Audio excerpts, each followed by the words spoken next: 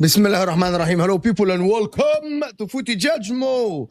Welcome to another stream where we're actually talking about things that are interesting. Since I woke up yesterday, the last 24 hours, the world has gone mad. Everyone wants to cancel football. Arsenal ruined the game.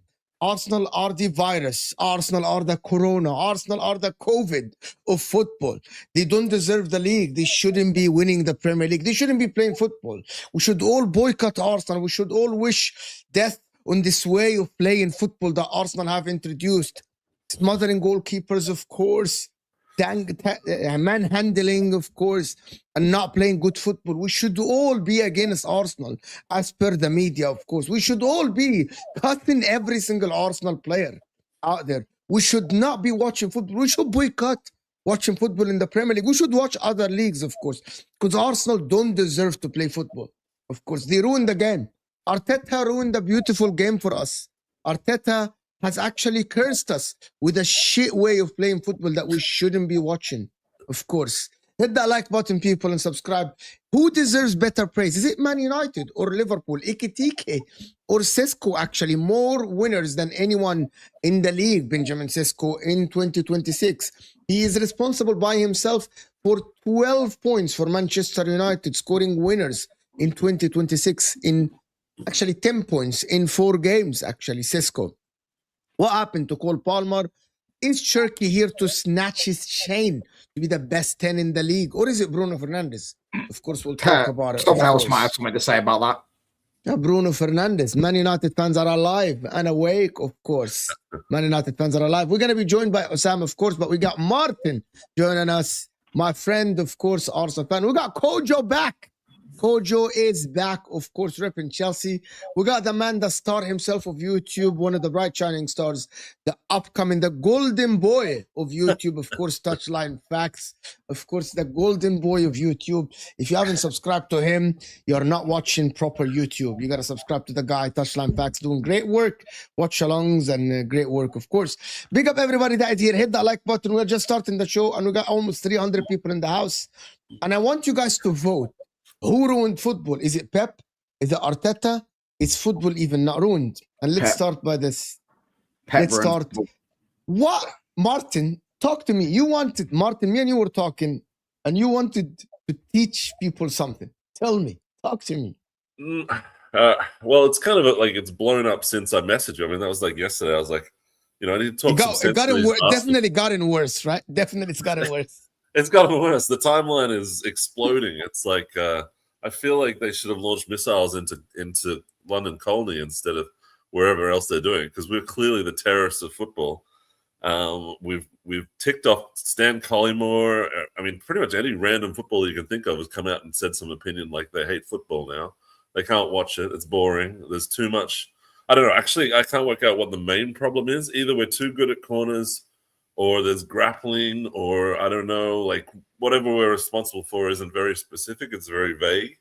But generally, what we're doing is killing football. Everyone's copying us. And even Slot, who has the most set pieces this calendar year, is that going out there saying set pieces suck, which doesn't really make much sense.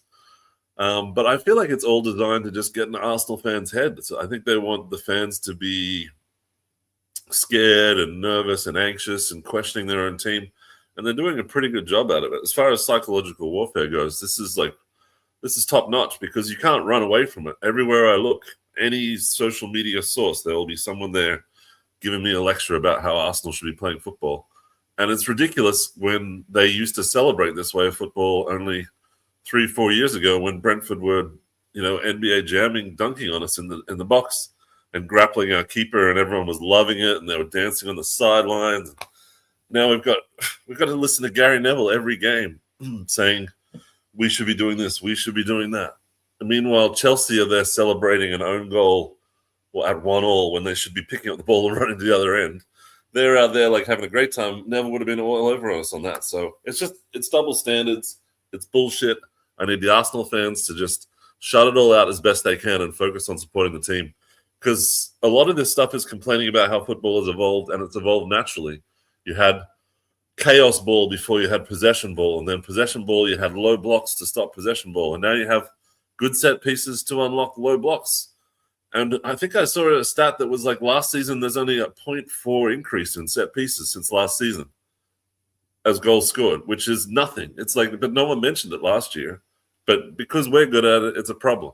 So this is the start of my rant. I've got like a whole thing. I did AI. I got AI involved to do like a research. Go ahead. Tell us. Talk to us. I've got like a 12-part thing where like it breaks down since 2008 how there's been a systemic media campaign. Let's get the other people's opinion as well. Yeah. I want other people to talk. So. What do you think? Do you think that football is ruined?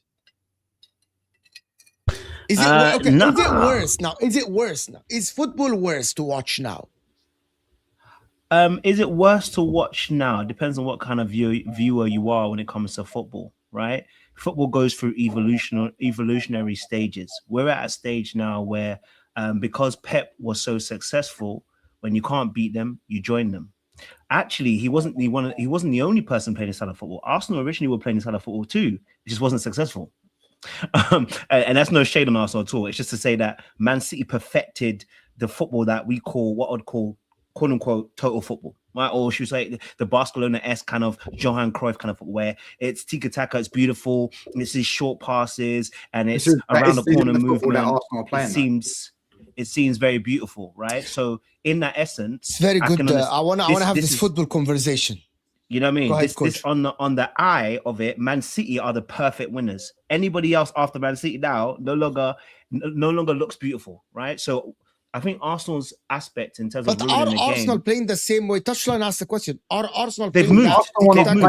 They're not playing what they were playing a couple of years ago, right? A couple of years ago when they were playing that tiki-taka football, we were laughing at them. Let's be honest, we were laughing at Arsenal. I mean, I won't lie, we were laughing at because in the end they were coming fourth or fifth or whatever. It wasn't bringing the results. So Arsenal have changed slightly the way that they play. There's now a bit more steel, a bit more doggedness, a bit more aggression. There's a bit more grit from Arsenal. I'm a Chelsea fan, and Arsenal's my direct rival. I love seeing Arsenal like this. I'm not a hater. You know what I'm saying to you? Because seeing Arsenal down the dumps, bro, it's at first you're like, yeah, it's funny. But after a while, it's like, that's my rival. I want to see you up top because you make me better. And when you're down there, you don't help me get better. Do you know what I'm saying to you? So seeing Arsenal change up the way they play, the reason why Arsenal is getting lambasted the way they are for their corners, actually it's personal, but it's not personal. Anytime anybody revolutionizes football, you become an enemy, right? So when we look at even some of the things that I've gone through in terms of history, in terms of the Premier League, right? At one point, we said Man United ruined the game because they had Fergie time. At one point, we said Chelsea's Russian money ruined the game. At one point, we said when it comes to Man City and their oil money, it ruined the game, right? Yeah, now we're talking about Arsenal. And they spent a lot of money, by the way. And it's not, again, it's not a shade. It's just saying they spent a lot of money in its essence. Now Arsenal ruined the game because they decided to do corners in a particular way, right? It always happens. And my last point on this to say is this. The only reason why this is getting so much more traction is because we are in a new generation, right? This new generation means content is king. The actual media outlets that traditionally had all the power to have actual analysis have stepped away from analysis because they recognize that me and you have more power than them. So now they're not influencing us, we're influencing them. So the talking points that they shouldn't be getting involved in, they're getting involved with. Instead of just being able to say, you know what, let's analyze the game. Wow, Arsenal have decided to find a strategy to beat teams and use something that football is naturally involved in, which is corners. Instead of saying, wow, they found a way around it. Okay, it's a little bit dirty, yeah, but football has all these kind of things, right? At one point, every team has got a bit of dark arts. I remember when Chelsea played Barcelona, at one point, Carvalho was holding the striker to make sure the ball went into the net. I weren't complaining. And I'm not going to complain because Arsenal decided that they're going to hold people at a corner. It's either you stop me and make laws and stop me, or you get with it. So it's not breaking the game, it's revolutionizing. So I have to give plaudits to Arsenal and say, I'm going to join you. I'm going to be holding people at the corner too. No. Until Okay, they but that's disingenuous in itself because we didn't invent grappling at corners. The grappling at corners has been happening for 20 years, as far as I'm concerned, at least. And there's so much going on in a corner situation, it's impossible to police because the referee can't watch 12, 15, 20 people at the same time. You know, it just doesn't get noticed. Even the other day where everyone's wondering about, hey, did Rice handball that thing? In the background, Rice's being grappled and he's had his foot stepped on before there's even there's even a chance for Rice to touch the ball, but no one notices that. It's just, I don't know. It feels like it's being targeted towards, like we've invented this thing all of a sudden, grappling in the box. But let's establish something. Can we establish the facts? The facts are the percentage of goals have increased from set pieces this season to a higher percentage. So it is 0.4%. No. It's 27. It's 4%. It's 27% versus 21%. That's what Sky. No. It was 27.5 versus 27.1. I think set pieces, including penalties and all that kind of stuff. Anything that's not including penalties. Are not a set piece. No. Penalties are not, because you gotta have the penalty. Penalties are not part of it. But if I'm not mistaken, it increased this season. It is increased this season. You know what I mean? But I'm not sure if that is a bad thing, though. Like I'm not sure. I'm gonna tell you one thing, and I'm gonna echo Koji here and say, I actually think that football have become much harder. I know that people watch Barcelona and think, yeah, football is more entertaining. Yes, because Hansi Flick is kind of he's a naive guy. He went to Chelsea, was 10 men, played the high line, got slapped 3-0 and went back to Barcelona. I'm sorry, that is not football, right? That is not how football was played. Always, Alex Ferguson was known for his tactics. Mourinho was known for his tactics. I think even Rafa Benitez, Ferguson was known for his tactics. Was very good with tactics and actually set up team. I think tactics have become harder. That teams have to find another way to score goals. You watch Sunderland, very well drilled. You watch Everton, very well drilled. Even freaking Wolves are a very good coach team. So people have to find different ways. By the way, that happened before. Back in the days, there used to be a player that used to dribble past 2, 3, 4 players. And that changed. It didn't happen apart from Messi and Cristiano. And teams found other ways, shooting from outside, crosses. Teams found ways to score more goals. People don't like it now because it's not pretty on the eye. The corner is not pretty on the eye. Let's just establish something. It is not pretty on the eye. And set pieces, like we've scored, I think, 1 less set piece than Arsenal this season or something like that, right? Or 2. But we've scored 2 actual direct free kicks. Like one was Bruno's top bins against Bournemouth, and the other one was Mount's against Crystal Palace. So have Arsenal scored a free kick this season? Like an actual direct free kick where the guys stepped up? No, they always cross it. So the term percentage of set pieces, how many of those last season, if it's 27.1%, and you included penalties as well, how many of those last season are actual free kicks directly? Do you get what I'm saying? Or are they all cross the ball? Well, we've got to decide what the issue is. Do people just hate corners, or do they hate set pieces, or do they hate any kind of goal that's not open play? It's too complicated for people to keep up with the conversation. And can I tell you guys the agenda? You said here we go. I said that on my videos this morning. I want to tell you guys, I'm going to tell you guys how the agenda works, right? I'm going to tell you. People think that Oh, Mo, you actually like Arsenal and you're saying that. Oh, you always say agenda. Before the game against Chelsea, okay, Arsenal won 4 against Leeds, 3 against Sunderland. They scored 1 against Brentford, 2 against Wolves, 4 against Spurs. Can someone guess how many corners were there? That's 14 goals, consecutive goals. 0. So no corners, but set piece. There were 3 kicks though, no? No. What, against Wolves? Who scored against Wolves? Against Wolves, it wasn't set pieces. Was it not? We hadn't scored a set piece in like 8 games or something. They right? haven't. They 0 set pieces. You know that touchline, 0 set pieces, all open play. And by the way, a variety of goals, crosses, shots from outside the box, right? Like everything, right? They scored everything. Through balls. Havertz was there. Remember the through ball to Trossard to him to Gyökeres from outside the box. You know what I mean? And you're watching this. Did Eze score a set piece? Was Eze set piece against Spurs? The first one. No, it wasn't. Or was it a cross? Past him, and then yeah, no, it wasn't. You're right. No, it wasn't a set piece, right? No. So that's my point. Like people say, "Oh my God, okay, Arsenal are so reliant on set pieces." But what about the 14 goals that they scored? Yes, they drew a couple of games in them, but they didn't score from set pieces. So why are you mentioning set pieces? Why didn't you talk about Arsenal playing good football against Spurs, for example? 4 open play goals. Why not? Why not? No, I hear it because they just don't like but my point is the BBC and people that say that there is no rage baiting. I swear to God, because Arsenal fan base bite the most, along with Man United fans, it is so easy to rage bait them. It's so easy. Just put a post out. And people say, why do you guys always say there is an agenda? It's maybe you can call it an agenda, maybe you call it rage baiting. It's so easy to rage bait these guys. It's so easy. Arsenal fans. It's the easiest thing to do. I mean, I feel like everyone's easy to rage bait when you just make up lies and put them out there, right? Like, what's that? I said, and Liverpool fans, all you got to do is mention Steven Gerrard. I think every fan base is like this. It's just all you have to do is lie about them. Like if someone lies about Man United and they put it out there in the space, you'll get attacked by an army of Man United fans trying to write the record.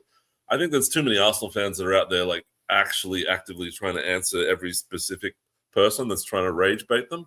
And I think they should probably let that go. But it's very hard to do. It feels like you can't win. Either you like try and ignore it all and you just slowly inside get more and more pissed off by everything you hear, or you unleash on someone online and try and do your bit. And there's a lot of the reason why people here on YouTube is because they feel like they're not represented somewhere else, and someone will listen to their voice here, and they might actually be able to speak some kind of truth. Yeah, ultimately as well. Yeah, if you're gonna ask, is the question is football got worse since 10 years ago? I think the majority of people would say yes, because the football players have actually got worse at football. Whether that's to do with coaching, whether that's to do with the fact that the game relies more on athleticism now. Football players have factually got worse. You know what I'm saying? I've got an answer for this one too. I think that there's just more. There's more at stake in the game. There's a picture going right now, yeah, on the team of the year 10 years ago. 2017, 9 years ago, and the players that were in it were Neymar, Messi, Ronaldo, Iniesta, Xavi, so Modric, Kroos. Like these players, they were so much better footballers than everyone else today. Ultimately, footballers have got worse. That's why I think managers like Mourinho have stopped working in the modern day, because he used to rely a lot on individual brilliance, but there's not that individual brilliance in football anymore. Do you know what I'm saying? I think it's like Formula One, where like one team will like find a way to be like, there was something called the F duct that was it Mercedes did, where you hold your hand over part of your car and you go faster. There will be ways to find rules, or ways around getting these rules where you'll do things which will give you a winning advantage. Everything is about getting points these days. There's no space in the midfield. And I don't know if anyone saw this. Someone posted a Harry Kewell compilation yesterday on Twitter, and it was unbelievable watching 90s and 2000s football. He was dribbling the entire teams. Like there was so much space for him. It was beautiful. This doesn't exist, and teams can't afford to let counterattacks happen to them anymore. So they're more nervous. They're like man-to-man defending there. The stakes are so high, you can't just afford to play like fun, like what's it called? But can I ask you something, guys? Let me say something just on this point. Did you hear? You were here listening. Allah. Yeah, this guy's lurking in the background, bro. You know the reason why.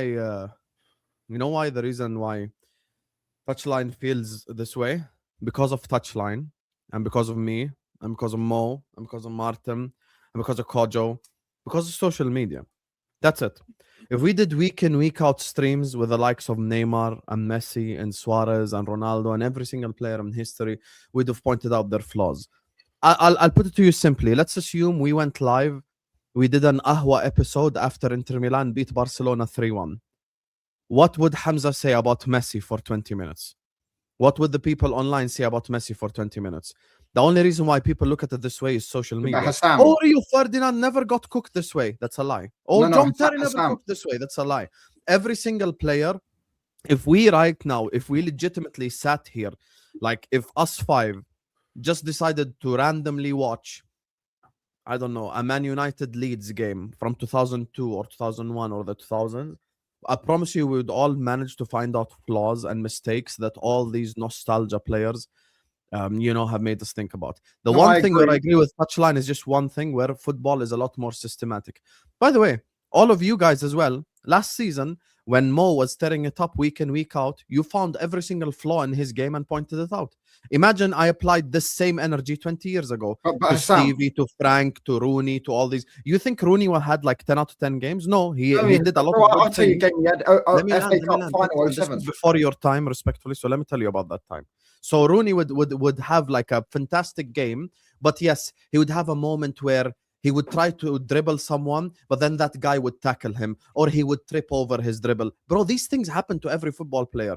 But guess what? 20 years later, now, as soon as there is a mistake, it's a compilation on Twitter. It's people who hate Salah tweeting about it. It's people like Touchline telling you how much better football was 20 years ago, even though he never watched it. So this is the reality of the situation. We have to get over nostalgia at some point in time. And I actually got to that point like 2 years ago where I was like, we're really looking at these players from back in the day and just putting them at some crazy pedestal, like they're untouchable and they've never made a mistake. Maldini was on the pitch when Liverpool went from 3-0 down to 3-3. Yeah, but Hassam, Maldini was there. Nesta was there. Games. Yapstam was there. Gattuso was there. Seedorf was there. Dida was there. Pirlo was there. Pirlo was 3-0 up against Didi Hamann, and it became 3-3. Now imagine if we had an episode of one of these shows after 2005 Istanbul. What would people say? So it's just nostalgia. They would all praise what Liverpool did and slate the AC. We all know that. I'm not saying players didn't have bad games. I'm just saying they were better players. Like Neymar is a better player than every player. Football is more systematic now. Hold on. But Sam, do we agree Neymar in his prime, maybe not 3 or 4 years ago, in his prime is better than every single football player on the planet right now? Yeah, as current moment. Yamal's the best player in the world. Okay, here's the thing. When you say better than every single player, never the best player in the world. I think I put Neymar in the generation of Messi, Ronaldo in 5th or 6th place. So I rate him very highly. And he's better than every player right now. So therefore, my point of football players being better back then, 10 years ago. Okay, but now I'll reverse the question on you. Let's say Neymar just moved from Santos to Barcelona. Now, today. He just moved from Santos to Barcelona. Do you think he'd be allowed to express himself and do all these things that he did 15 years ago that makes you rate him so highly? No, you wanna know why? Because Hansi Flick will go like, we play a high line. I want that's you what I'm saying. That's yeah, what I'm saying. The systematic, and it's like, yeah, but that doesn't mean that the players are worse. That doesn't mean that the players are worse. If you go back 20 years ago and I put Salah in a 4-4-2 next to some 6'4" striker, and he was like the guy that's the center forward, like the Rooney role, he would cook too. Like, what difference would it make? You get me? So, but Hassam, I need to answer your point there. You said it's social media. It's not just social media. It's talk sport. It's radio. It's every media angle. It's not just kids on the internet making up these stories. It's Reece James 2 seconds after they just lost, saying that set pieces are 90% of the game now, and they just scored off an own goal set piece. It feels like people don't have any awareness when it comes to Arsenal, and there's a little bit of a mental derangement going on. But I know that it's intended to make us not have any faith in our team, and it's working. I mean, I've seen Scholes today saying we don't deserve the PL, even though 6 of his Premier League titles came under 82 points, I think. So we can take away 6 of his PL titles. Thank you for saying that, Martin. This is another thing. If we start to unpack these old league titles, it'll be very dangerous for a lot of people. Trust me. You don't want to go there. There were league titles won on 77 points. Let's not play this game. Let's not play this point system game because I agree. For a lot of you. And now, if we talk about it, we're like complaining about it, or we're seeking validation, or we're victims. I just want people to just focus Can I on ask like a legitimate next question, game. honestly, to all four of you? Yeah. Why, without anyone just losing it and using nostalgia, objectively, what makes Luis Nani, the winger at Man United had, better than Saka? Honestly, think about it objectively, just for 10 The seconds. celebrations. He's a better footballer than Saka. He's a better player. Based on what? Well, even stats wise, I wouldn't be getting. He got 17 assists in one season though. 15. He Right. has 15 assists in one season. Oh yeah, well, yeah, that's what I'm saying. He's just he's better dribbler, better passer, better crosser, better shooter as well. Like he's a better weak foot, much better technical ability. Like He was how is extremely Nani not a better player than selfish. Saka? A little bit, Yeah, I think, no.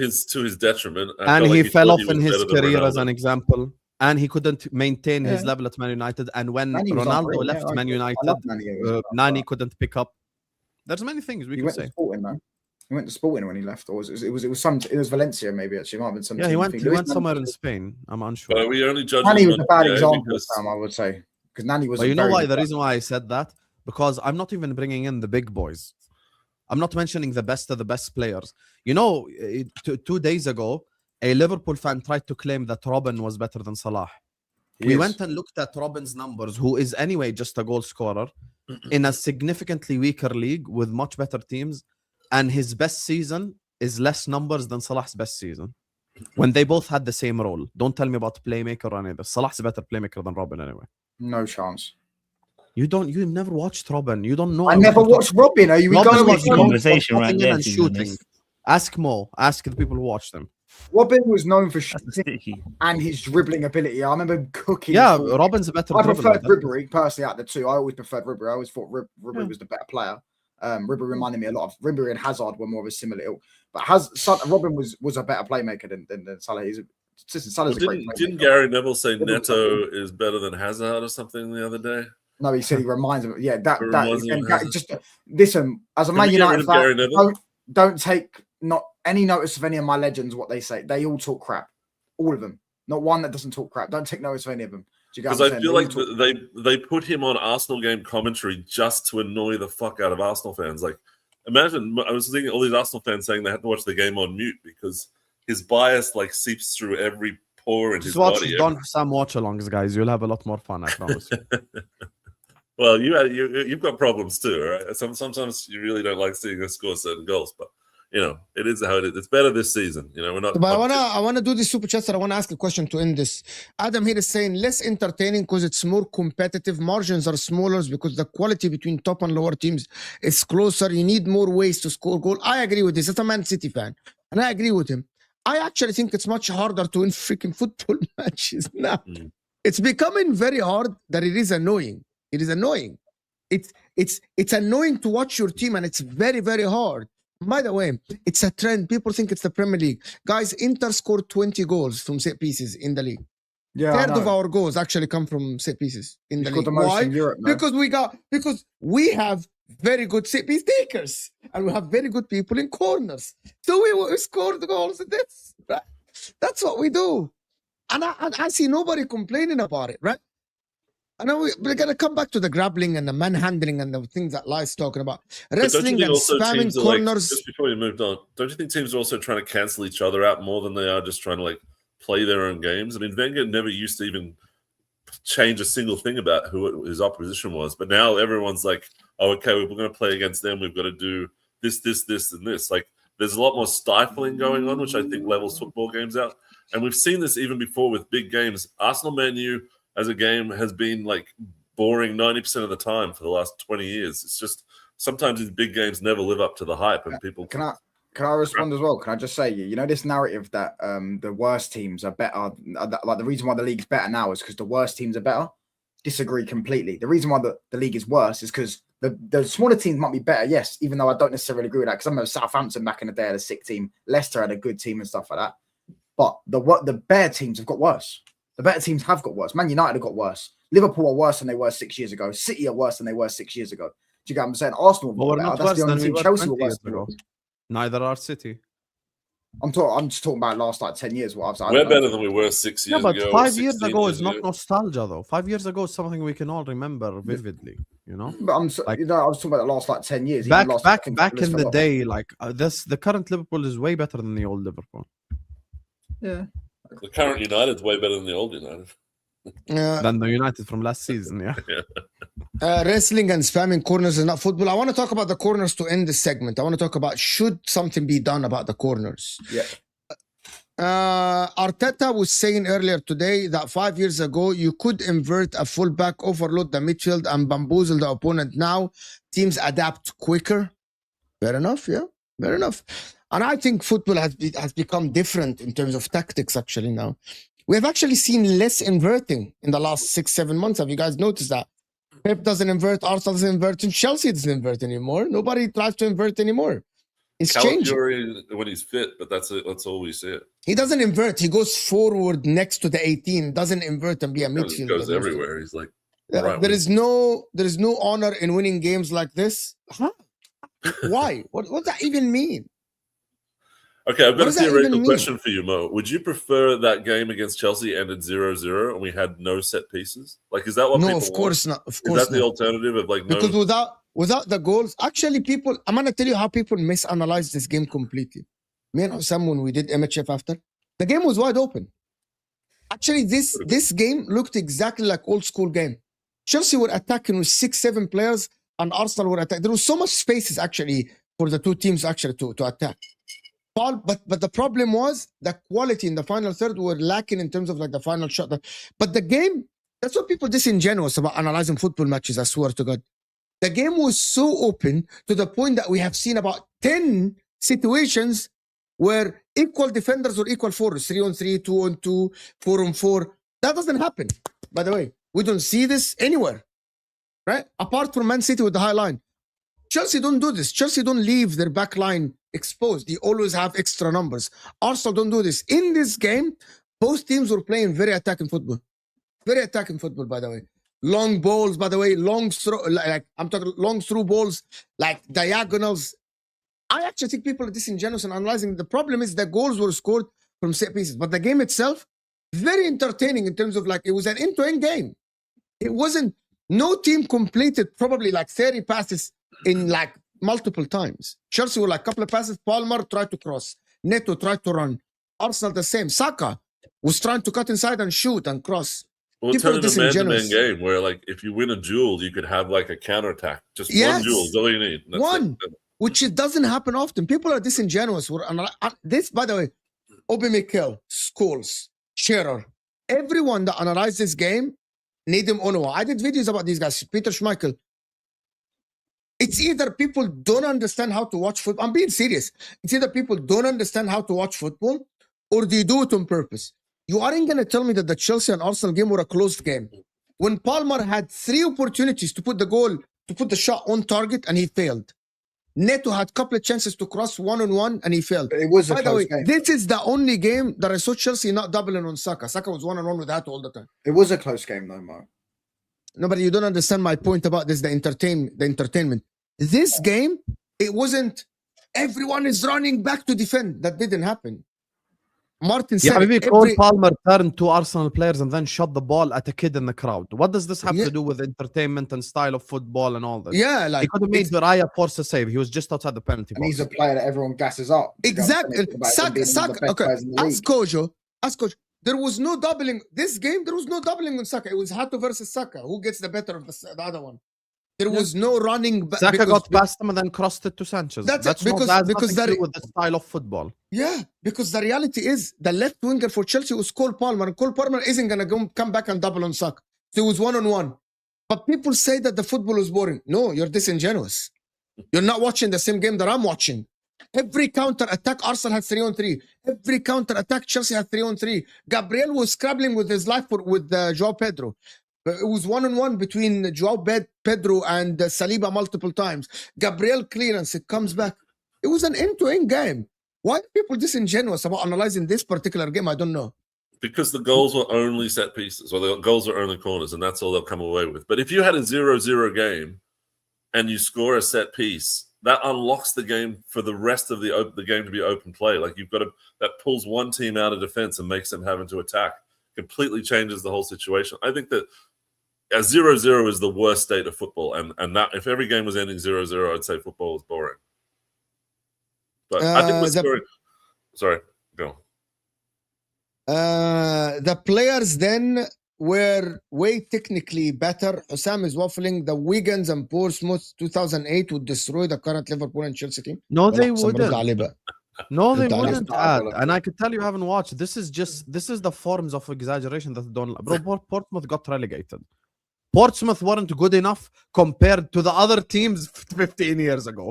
Never mind the current teams, bro. With all due respect, Hugo Rodallega is not doing anything. Like, allow it, bro. It's good, and to do the whole proper Barclays and, good days of football when we were growing up watching it. But let's not do all this. Like, if we did week in, week out, I promise you, Kojo's not going to go like, bring me Rodallega to Chelsea so we can improve our team. No one is saying that, bro. Just put the fries in the bag. Luis Nani had more aura than Saka behave. Point proven.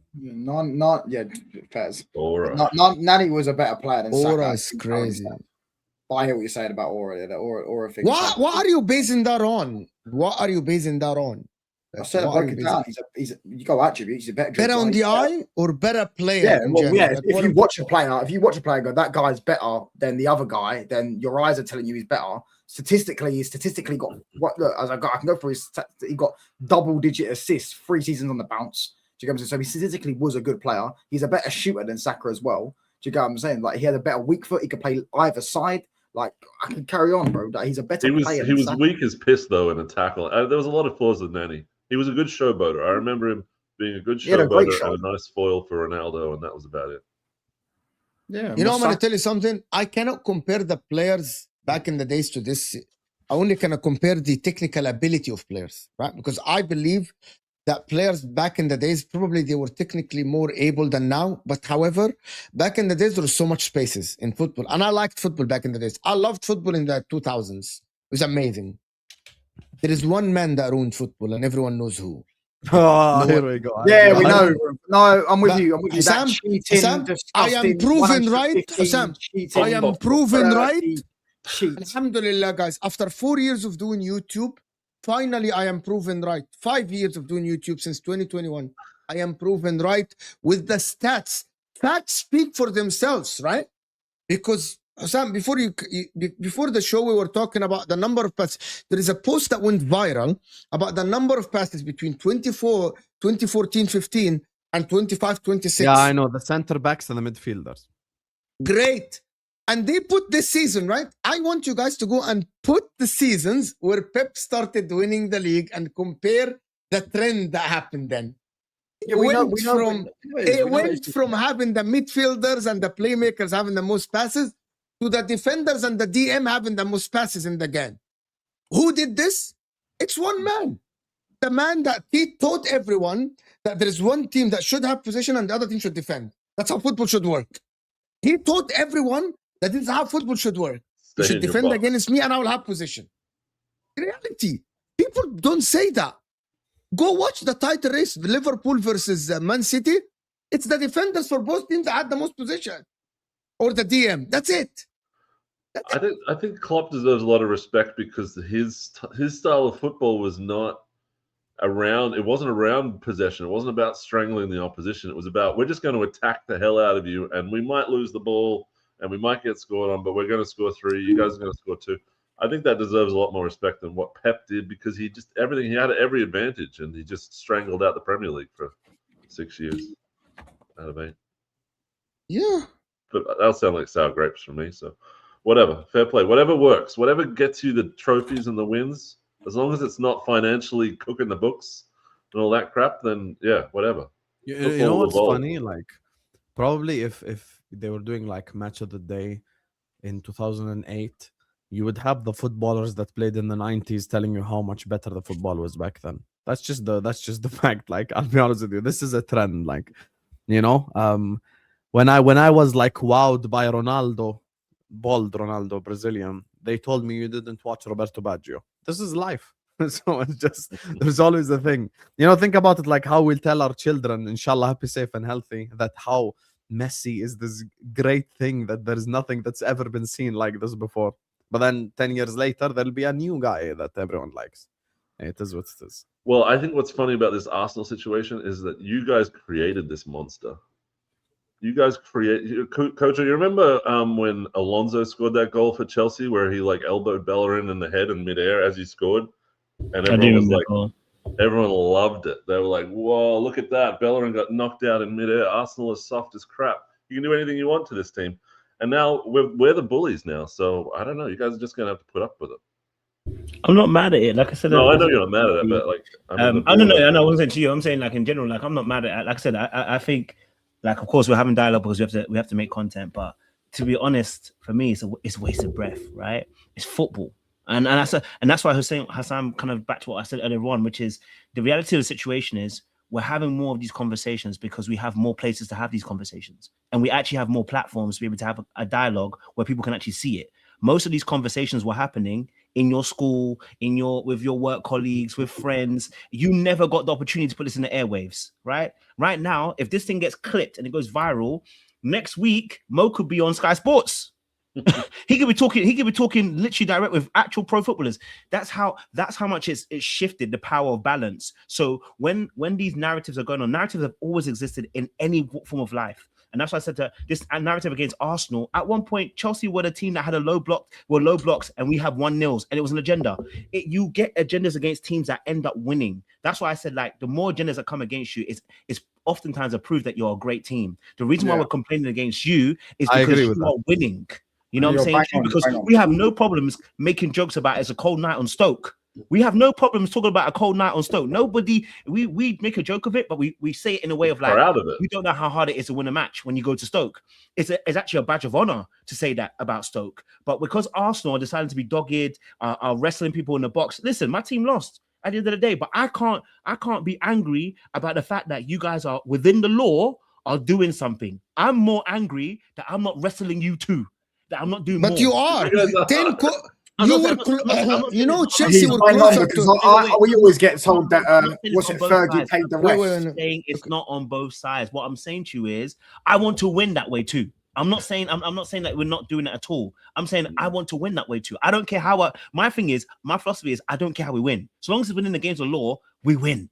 I don't care if you do a low block. I don't care if you do counterattack. I don't care if you beat the team, obliterate them. I just want to win because at the end of the day, when next few years come along, the only banter we're going to have is not about how you jostled me in a box. The only banter we're going to have is the fact that your name's on that trophy and you get to talk wickedness because your name's on a trophy. You can't have another argument. Oh, well, Arsenal at the time were pulling people to the whatever. We won't care because your name's on a trophy. It's just that simple. You know what I'm saying to you? So, for me personally, I rate what Arsenal's doing, and if whether Pep destroyed the game, I wouldn't say he destroyed the game, but Ryan Babel and can I just say one thing? Look at this guy. Ryan Babel is a legend. Yeah, be quiet. Arshavin and Babel are not legends. They're what's it called? The streets won't forget. Like you see people in touchlines generation. Same with Ahmed. Like they hold Hazard as an example to a certain like, oh my God, like he's the guy that they grew up watching. If we did a stream after Chelsea PSG, when Chelsea were knocked out at home to 10-man PSG, when Hazard was on the pitch for 120 minutes, what conversations would we have? The only thing that Hazard did was score a penalty. That whole game is locked up by Marquinhos, who was playing right back. You see, when you start to report the facts, sounds like Mo Salah's career, doesn't it? Touchline. Can you relax? If you start to report stuff that happened back in the day, and by the way, you know what proves this? How defensive was Ahmed of Palmer on the Sunday Ahwa? Yeah, no, Palmer objectively stank against Arsenal. Objectively, no agendas. And I hit the same thing. He loves his technique and all this. He had to like go and pull a clip of like someone said something and this guy and that. Like that's the problem. So people are just not accepting that even their favorite players and their best players also have shit games and also have had games where they were crap. And some of them have even had seasons where they were crap and have long times where they were crap. That's just the truth. No, I agree with that because I get it with, you talk about how Ahmed talks about Bruno and Palmer. The correlation is not because Palmer's more technically better, even though is he really? He's just a bit more comfortable in the ball. Yeah. Ahmed talks about Bruno. Oh, he has a stinker, but Palmer will even say worse. They'll go, nah, Palmer, he did this in the game. The same with Caicedo and Rice. I hear what you're saying. Yeah. Hazard, I think, is a bad example because I think Hazard actually performed well a lot of the time in the Champions League. Hazard literally had seasons off. He had Kojo one will tell you season if he's off. He had honest. 1 season off. He had 1 season off. Yeah, but, No, I won't tell you how that. do you have a I season won't off tell in you your that. prime and we just I skip won't past tell you it? had seasons off. I He had won't one tell you season- that. Bro, but even That games, that's other than that human. one But season, seasons off?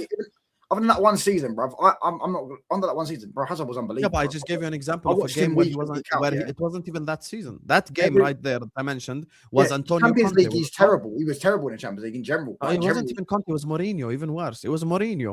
It was Mourinho. You just said it. Hazard in all the Champions Leagues that he had in the knockout stages, he only has 2 goals and they're both penalties. You see, when we start to unpack these players, it gets dangerous for a lot of you. I promise you. So you don't want to go there with this nostalgic crap. That's just the truth. So Well, the UCL was harder back in the day. Now it's easy because Arsenal. I believe in this. This is my belief. I think greatness is great in every single generation. No agenda. Legitimately, over the last 10 years, Pep Klopp era, and even post that, the 2 best players in the league, in my opinion, and I think it's a very objective take, is KDB and Mo. Those are the best 2. Those 2 anyway get into all-timer conversation. Like since Pep Klopp era, like that 10-year period from when Pep came into the league, those are probably, you would say, the 2 that like have dominated the league. And Now you regardless, just you said, go back hold in the days, and you have those players anyway that are great. Like Rooney is great in any generation. Gerrard is great in any generation. Lampard is great in any generation. All these players are great in every single generation. Rio Ferdinand will be fantastic in this generation. This is the truth. But so greatness is greatness. But for me, the problem that I have is someone who comes to me and says, yeah, but Wigan back in the day and Portsmouth and all, bro, allow it, bro. Like we saw that team get relegated and we saw Wigan got relegated and we saw those proper Barclays player all stink it out week in week. Oh, you didn't watch Kenwyn Jones, bro. Put the fries in the bag, please. Like we all watch these players and they're way more mid than any of the players that Bournemouth have right now or Brighton have right now. With all due respect, if I took Pascal Gross and I put him in a mid-table side 20 years ago, he'd be their best midfielder by far. Pascal Gross from Brighton. So let's just allow it. Please. Let me finish this because I want to talk about Palmer a little bit before we go to Liverpool and Man United. Ryan Babel and Andre Arshavin are your legends. Here come the minute. No. Nobody likes my haram ball. What is haram ball? Arsenal scored more goals. City playing haram You know ball what it is, recently yeah? as well. Do you know what it is? Yeah, it's like I don't understand. I hate how people and no, I know you're gonna appreciate because you're an Inter fan and Italian football is more defensive. I don't know why people don't like defensive football. I love it, bro. I love stinking out 1-0 wins. And I love going to a game and I'm not conceding a goal. I'm not conceding a goal. The 10 years old in me chose Italy in 1994 to support over Romario and Bebeto. That tells you a lot. That's what I'm saying. Do you guys think that Arsenal made a mistake at the end of that Chelsea game by not attacking more against 10-man Chelsea? Yeah, Say that again? I think Chelsea were on the ball and more in the game, anyways. I've heard a Chelsea lot had of more Arsenal possession. fans. Yeah, definitely, without a shadow of a doubt. Yeah. So I've heard a lot of Arsenal fans complain that they wanted to maybe like have Chelsea by the throat, or maybe like, but you've got a goal lead. So if you push forward and then get scored upon, doesn't that look like stupidity? Like just see out the game. Don't let them score.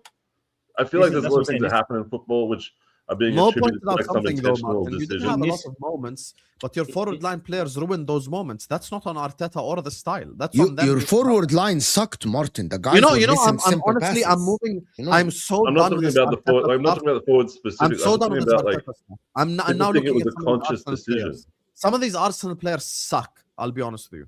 Some of these Mendy's players one. literally are so brain dead and so stupid. Mo pointed out. Like for me, Saka was the only like acceptable one.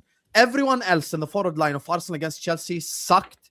The only one that was okay was Saka. No, it Other was than good. that, Saka made things happen every single play. Every single one of them stank. And not everything is Arteta. When Trossard is running with 3 other players and he has a chance to score a goal and you mess up the attack, that Arteta's not on the touchline telling you mess it up. He's not telling you this. It's on the players to execute. Yeah, 100%. Kenny's saying draw should be 0 points, so teams have to play. This is wrong. Because now Wolves can park the bus against Liverpool, and then it goes to penalties, and then they get 3 points. A team can stay in the league, and blah blah blah. You'd have to It's make just not losses fair. like Yeah, minus this is just Loss would be stupid a because point. this will only benefit the big teams because then the smaller teams It will just make start the attacking football us even worse. and we'll just man. start slapping them up. Like, no, Yeah. this is a stupid thing. Now, if you have Yeah. a good goalkeeper at saving pens, the other team is. I bad. think Premier League teams should seek legal counsel for Arsenal. You are Akia, thank you. It's the age of haram ball, even 115 or better. No, Akia, you hate Arsenal, which is fine. It's fine. City play shit football as well, bro. Just Bring it on, bitches. Is it I agree just with me, it. or City has don't there play been? entertaining. Touchline is speaking facts today. You do. Is it just me, City or ain't has been entertaining either. a decrease in Liverpool fans online since last year, and a significant increase in Arsenal fans glory hunting fronts? That's not true. Let's Arsenal look at fans the all- panel over here. Kojo is old enough, and he's gone through pain with Chelsea for the last 7 years.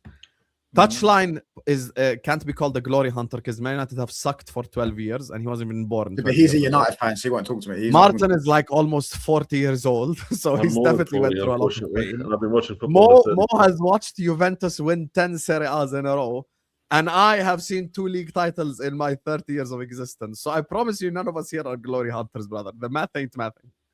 bro. Okay, big up, my man. Thank you so much. All the way from Thailand.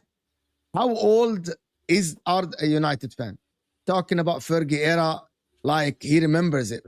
All he knows is misery. Listen to my words. United will never be that team again. Theater of nightmares. mind the gap. Okay, before we go, You lot before haven't we been go, good since the 80s, okay, bro. great. You That's a haven't great won discussion. 36 years. Fantastic. Kojo, I'm sorry. I'm gonna have to delay the Palmer conversation a little bit. Okay, that's cool, bro. That's better for Kojo. Why are you apologizing? He should thank you. No, I don't If mind. we're going to talking have the Palmer conversation, I promise you Kojo is going to get annoyed with me today. I Oh, know, about I it. know, No, how I'm not old, gonna get I- annoyed. I There's nothing you know- can say can I change know my how point old- of view. I know how old Touchline is. I think he caught the end of the Fergie era, but the last Hold on, 5 hold on, years hold or on. something. What is this? What Yeah, Habibi, don't bring me a shirt. I can bring you you don't, a Habibi, I don't from want you to prove 1965. anything to us. Yeah, Habibi, come Go back. to OK Jersey, use code MHF for Guys, anybody can get the same shirts that Touchline is getting. No, Just go allow to it, OK. man. Just allow it. Okay, Look at the Touchline, great. size, bro. Look at the Touchline. size. Touchline, great. Look. Bro, Was it look too at the small? size. I Look.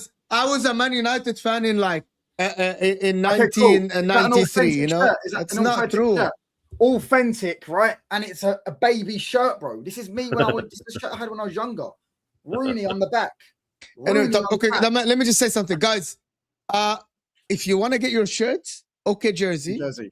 Yeah, but Check this them. one's authentic. It says the word authentic on the shirt. affordable food. Let me do the ad, yeah. This is my channel.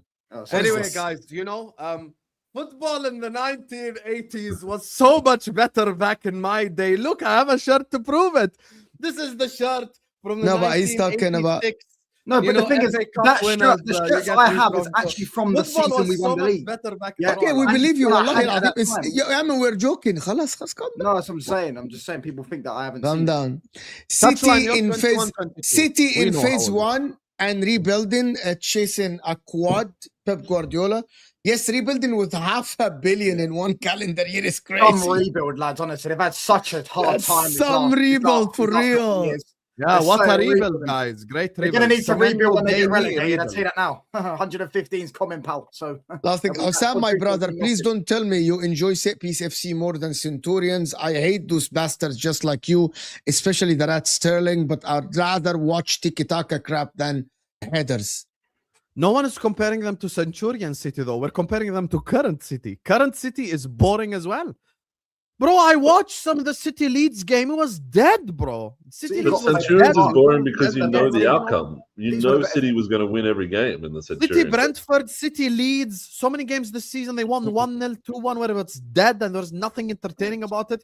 Touchline spoke on it. Like, we can sit here, we can hate Arsenal as much as you want, but the truth of the matter is that City ain't been entertaining either. I got an AIG Nani jersey from 2007. Hold that. Okay, great. Man United and Liverpool. Touchline, you got a lot to say yeah, of course I do. about Liverpool and Hussam and what he said. Here we go. Now comes Touchline opinions. Here we go. Why am The I- floor is here. Why do you? It's okay. Oh, Guys, by the way, before Hassan crying about Touchline, referees. So before Touchline speaks, guys, we got over 600 people here. We're only on 130 likes. And we have over 250 votes. So definitely we need more likes. The like button pushes the video to new viewers. So if you haven't liked the video, it looks... I don't need to tell you where the like button is. Hit the like button. Let's get to 200 likes in the next 2 minutes. Go ahead, Touchline. Hassan, I need to talk about the referee decisions that you're crying about. Because you seem to claim that we got a penalty in Fulham, by the way, which never happened. Fulham were the ones that got the penalty, not us. And how is that not a red card, can I ask? About Lacroix? You mean the tap on the shoulder? Yes. No, the one where he held him back. Said it already. I'll open you tab and play it right now. But 2 minutes before, 2 minutes before, Lacroix handballed it in the box. Yeah, I don't hear anything from you, Hassan, about that. 2 minutes before, Lacroix handballs it in the box. So she would have got a penalty then. If we got a penalty, he doesn't get sent off, and we just get the penalty. Which handball? It's literally on the Sky Sports. Lacroix literally handled the ball. Lacroix handballs the ball in the box from Sesko's header when Mainu crosses the ball and it hits his hand. It's a clear handball. So we should have got a handball for that. Yes or no? So you're saying the first one wasn't a penalty, but the other one should have been. The handball should be. I'm saying it's a clear red card. That's one thing. I don't know. That's the debate. I'm sick to death of these defenders getting away with things like that. Can I ask you something? Why the Touchline thinks that Man United are back and they're going to be challenging next season? Me and Hussam had this discussion plenty of times. Winning. Yeah, I'm winning what? Yeah, I'm winning next season. Touchline facts. Yes, the facts. Don Hussam, a Don, not the Don, a Don. This will be good. We can all do this. We are going to be winning something big next. Hey, Martin, look how honestly Lacroix. Can't play it, no. You get done for copyright. Oh my God! Look, he's holding him. He's holding his arm, or he can't get anything. Oh, he tapped him. Oh, that's such a red card. But then he will come here, Martin. The same guy will come here and tell you how much better. And you know, the same guy will come here and tell you how much better football was 20 years ago. You know, 20 years ago, this would get given yellow card to Cunha and dive. This what literally what will happen. But anyway, carrying on. True, but all right, cool. Anyways, ultimately, yeah, defenders get away with murder. And we see that with Declan Rice, how he's holding on to someone in the box. Yeah, literally hugging him. Attackers can't do that. For me, it should be the same rule for both. They should both be able to do it. He ultimately, Cunha spun Lacroix, right? Yeah. And Lacroix's beaten. Lacroix's done. So Lacroix has to hold him back so he can hope his goalkeeper gets to the ball before Cunha. Lacroix should just not touch him. Cunha gets to that ball and it's a one-on-one. It's a clear denial of a goal scoring opportunity. And Cunha holds on and goes down in the box, which is a smart thing to do. You could say the continuation rule, should that be a thing or not? I don't know. However, it's a clear red. It's a clear red for me. It's not even a debate. It's a clear red. Clear as honest red card. And to be honest with you, it was justice served. Just like the Chelsea game, justice served, because we should have had a penalty 2 minutes before from Sesko's header to Lacroix where he handballs it. Yeah, this is a red card as well. Oh, it's a red card as well. See? It's not a penalty. It continued into the box. What happened? No, it doesn't continue into the box. Don't try that. Don't try that. The same way Cunha is called behind and falls in the box. Salah is falling behind, and you see, this is the problem with you Touchline facts. You want to tell me about the rules and all this, but you only apply it to the club that you support. So this is it. This is the time. I don't think there should be a red card. I don't know. Because I've seen the other angle.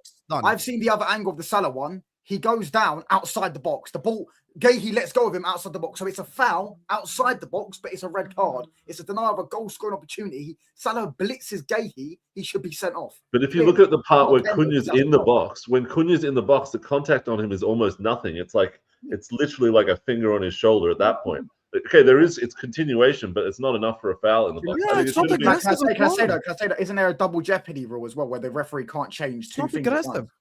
The double jeopardy used to stop there being a red card and a penalty at the same time, but they introduced dogso, which is like denial of a goal scoring opportunity, which means it's very vague. If you don't tackle the ball, they can give you a red card and a penalty at the same time, which I think is too much of a thing to ever do to a game. Like, it's too much of an effect for a referee to have in one moment. Like, get one or the other, fine.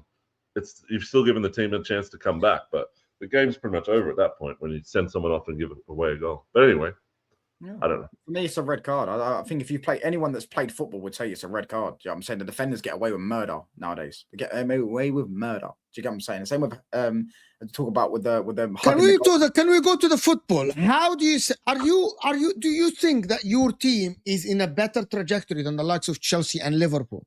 Chelsea 100% miles clear. Chelsea are miles clear. Miles clear.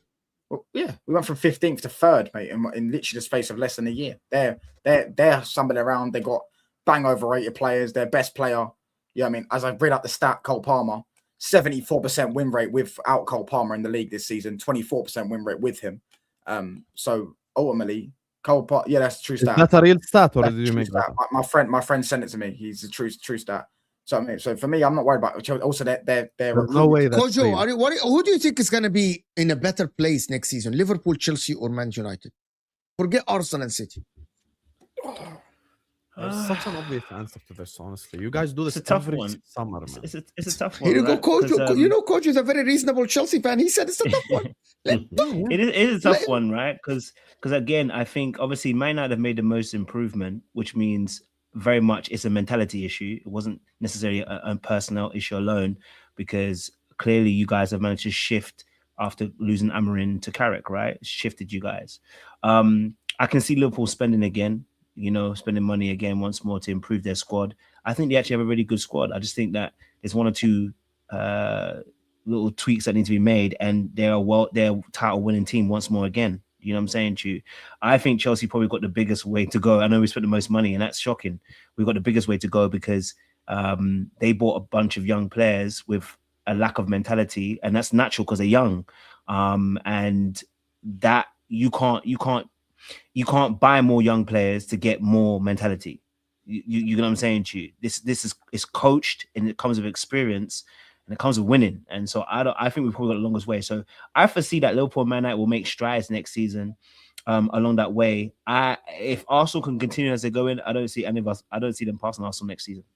I think if Arsenal win this league, I promise you they're going to stamp their foot on everybody's necks next season even more harder, because the only thing that was stopping Arsenal was always their mentality.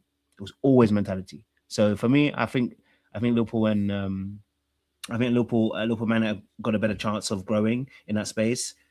If Chelsea continue buying this policy of youngsters from Brazil, America, wherever they're going to buy it from, we're probably going to be lounging behind you guys again once more, because mentality, you can't necessarily just buy it in young players. It comes with the territory. So, and between Liverpool and Man United, Kojo, what do you think? You are a neutral between Liverpool and Man United. If you could, you know what it is? I'm so sad that you guys didn't go for Gay. I can't lie to you. I don't know why you let Man City take him, right?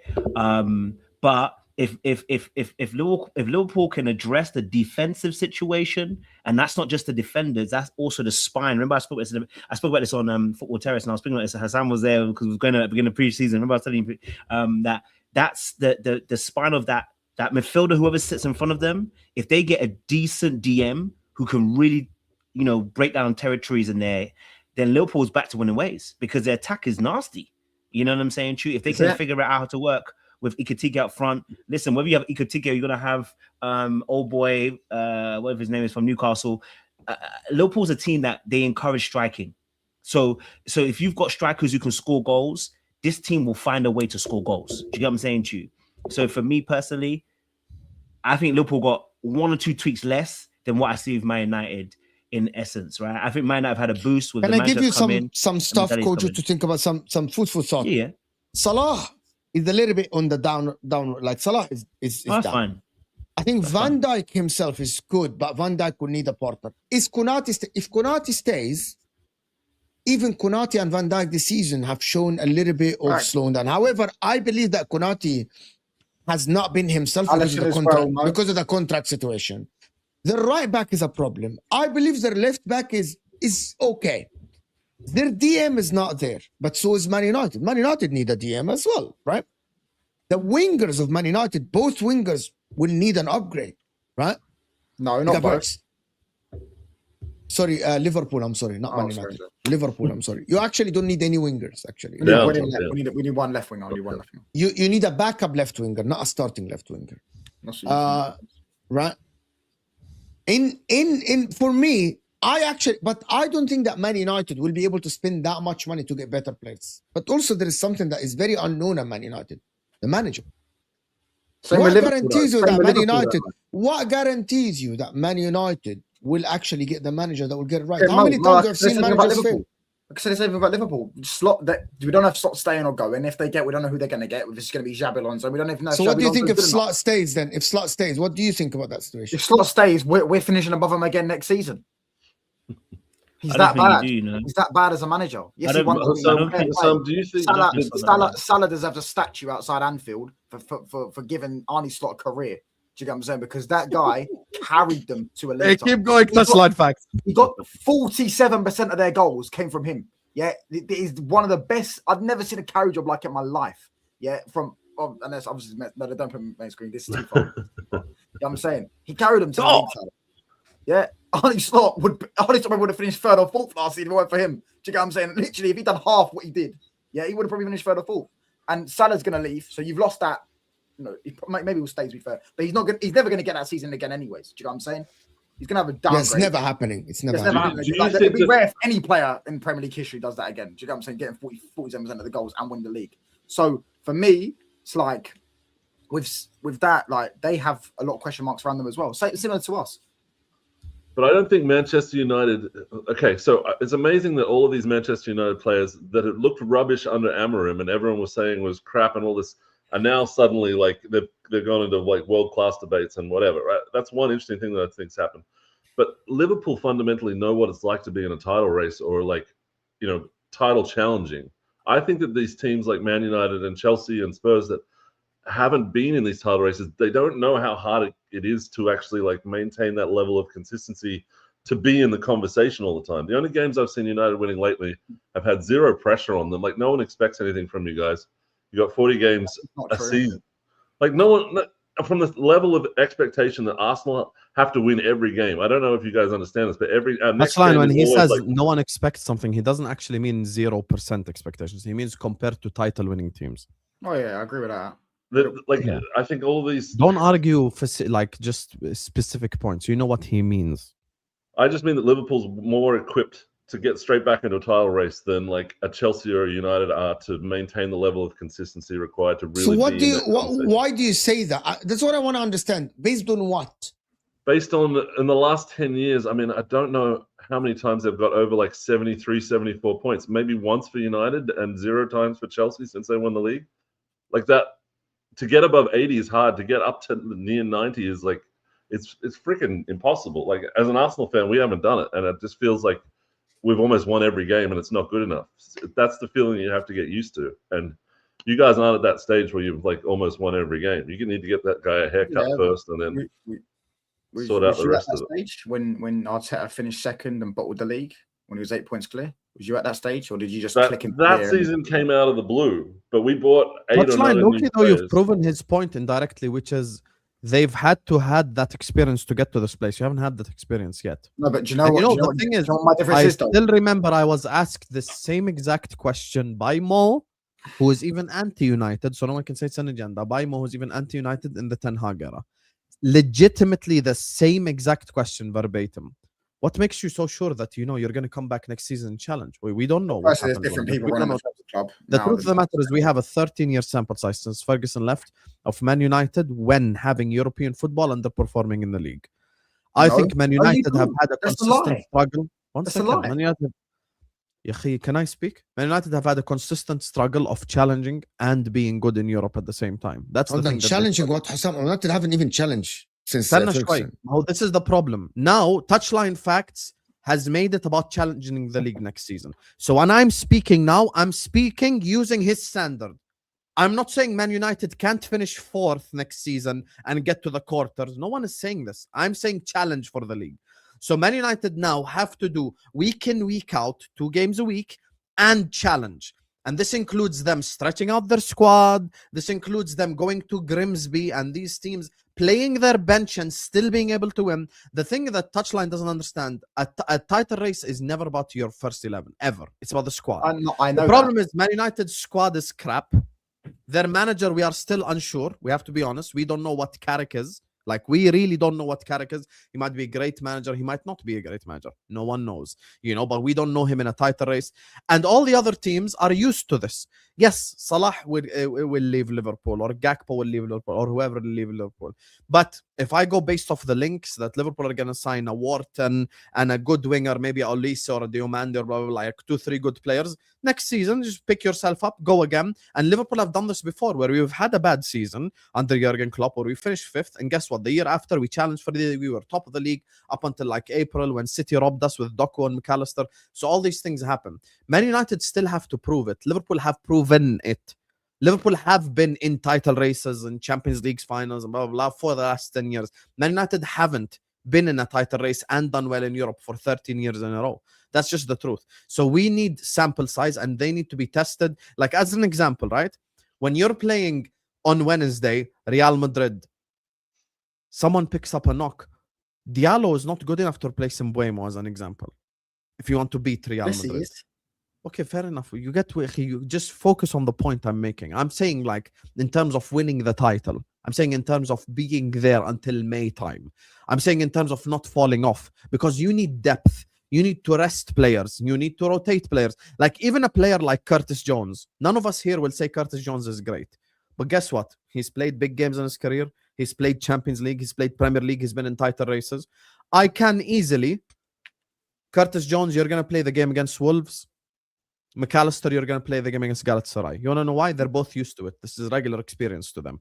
Man United haven't experienced it yet with this group of players. That's the truth. I agree. I'm not saying that you're wrong in that sense. But firstly, when Klopp came in his first season, 18-19, when you first challenged and won the Champions League, your squad weren't great. Am I right in saying that? You weren't rotating that much. You had your front three. You had your set midfield. You just set defense. In fact, your bet. Just to correct you. Just to Which correct are you you. talking about? Hold on. Other than Matip, your whole starting 11 was fit majority of the season, no? It was Henderson, Fabinho, Van Dijk, Salah. We rotated that season. Shaqiri played, Ox played, Keita played, what's his name? Origi played. Bro, that season Origi played against Barcelona. No, but hold on. And Who has Spurs better? in the final Guys, too. And is Origi a good player? Yes, he's a good player. Is he better than Acuna? No, but Is he better than a Sitko? Is he better than a Cunha is Sitko? your Is he better? Is he starter better was than a Mane. Xerxes? Is he better than a Xerxes? We're Origi was not a We're starter. getting rid of Xerxes. So, Do Man United have better players than Liverpool? Anybody here think that Man United have better players than Liverpool? Or anybody here thinks that? Because there's a lot of Man United fans that think so. Anybody certain think? players, certain players. There's some good players at Man United. I can't even hold you. There's some actually really good players at Man United. I'm not gonna lie to you. Man United's issue is not. It's not. I wouldn't even say this necessarily personnel, because they actually have good players. The problem is, again, we keep talking about what we miss about football is the intangible. You cannot make up for mentality. This is the key thing. Fergie had some great teams and some okay teams, but the fact is, Fergie's mentality makes up for everything else. It don't matter who you are, you're gonna play great football. So in this scenario, this team here, right, I'm looking at likes of Cunha and Mbuemo, and before someone says, "Oh, but they came from lower teams," it's always been that way. Where do you think players come from? They come from other teams. So the Cunhas and then Mbuemos are actually really great players, right? I think Sesko's a great player, all right? And when I say great, please don't. I am starting to like the guy. Don't make this historic. When I say great, I mean he's a good player. Do you know what I mean? I see these players being good players, right? And every team has backup players playing first team. When I say backup players, meaning they make up the team. You know what I'm saying, Chu? Right? Gary Neville was an okay right back. You won't say he's the best right back in the league. He never was, but he's a great unit as a player. Do you know what I'm saying, Chu? You never watched him. Don't talk about him. You never watched him. He was right. You never watched him. Don't talk about him. You never watched Gary Neville. Okay. Did you watch Maradona? Gary Neville was a good right back. Gary Neville was a good right back, not a revolutionary good player. right back, yeah. He was just a good right back. Is this true? Have Consistent. Man United actually not won a single midweek game? He was just solid. Played like Gary Neville was just solid. Played like two, and how many of them are under Amaral? You haven't won a single midweek game, but I'm the crazy guy. Okay, cool. Well, come back We'll to be me here tomorrow. I hope to see you there tomorrow. Yeah, when we play December. Newcastle. Everyone subscribe Touchline Facts. December. Carrick out. This guy has no experience. We need a better manager. It's just revolving door. Listen. Can I just say though? You see some of our first starting 11 players, and Mbuemo, like Salah, is fit majority of the season. Literally, he doesn't get injured. Cunha don't get injured rarely. Bruno, that guy's first injury at Man United was this season. was this season. His first ever injury at Man United was this season. He was out for a month. That was it. He's fully fit all the time. Do you get what I'm saying? The only injury-prone players at our football club are Lissandro Martinez and Luke Shaw. We need a left-back. We've already got left-back cover. Lissandro Martinez already got 5 centre-backs at the football club. You know what I'm saying? The goalkeeper is fully fit all the time. Dallo is our starting right-back, always fit. And if not, we've got Mazraoui on the bench anyways, if we want to play Mazraoui. Yeah, Both are meaty, but Liverpool are meaty as well. So Dallo and Mazraoui are not meaty, but that's fair. What do you say so to meaty as United right backs? fans It's like unbelievable. Paul? That's your opinion. I don't agree. Dallo and Mazraoui are not title-winning material right backs. The players we're going to link with in midfield. Again, I wouldn't say that. Anderson, very good injury record. Bruno G, very good injury record. Wharton's got a bad injury record. I know he's got ankle injuries, but he has got a bad injury record. That's the only one. The rest of them, we're all linked with players with good injury records. This is one thing we're doing now. We're not buying players that had injury problems in the past. Like, Mason Mount was on an injury problem from his last season at Chelsea, and then it came next season. Can I ask you something? Can I ask you something? That's for real about Man United and everyone on this panel. Man United have had way better team than this one over the last 13 years. Am I wrong to say that? Way better teams in terms of individual quality. Exact team, yeah, not what could be next season. Yeah, I agree. Right? I agree. Yet he never challenged. Their name was never mentioned next to any single big trophy over the last 13 years. The only top 6 club, even Spurs, their name was mentioned next to a league title and a Champions League. Well, hold on. I can easily break this down. I can easily break. No, it's not yikes because I can easily break this down. Firstly, gang spooky. Firstly, can you name me a team that was better? Name me a team that was better, please, Mo. Name me one season that we had a better team. 5 losses in midweek games, but I'm crazy. 5 draws, not losses, mate. We didn't lose any of them. Rashford, in terms of talent, the Rashford Martial one with Mason Greenwood. Pogba was there. That team was not better than this current team. That's it. 1920 was not better than this current team. No Terry chance. used to say that was the best squad in the league. I remember him saying that. No chance. United had the best squad in the league. No chance. But even then, 1920, that season, right? You're talking about who won the league that year? City. Who won the league? And how many points? How many points did they get? 99. So how on earth are we supposed to get that? That is, they won. No, but you don't understand. 25 out of 20 in the league. They won the first. My point about it is the Kojo mentioned something. It's called the mentality of challenging, right? Spurs' quality today are not 17, but their mentality is cooked.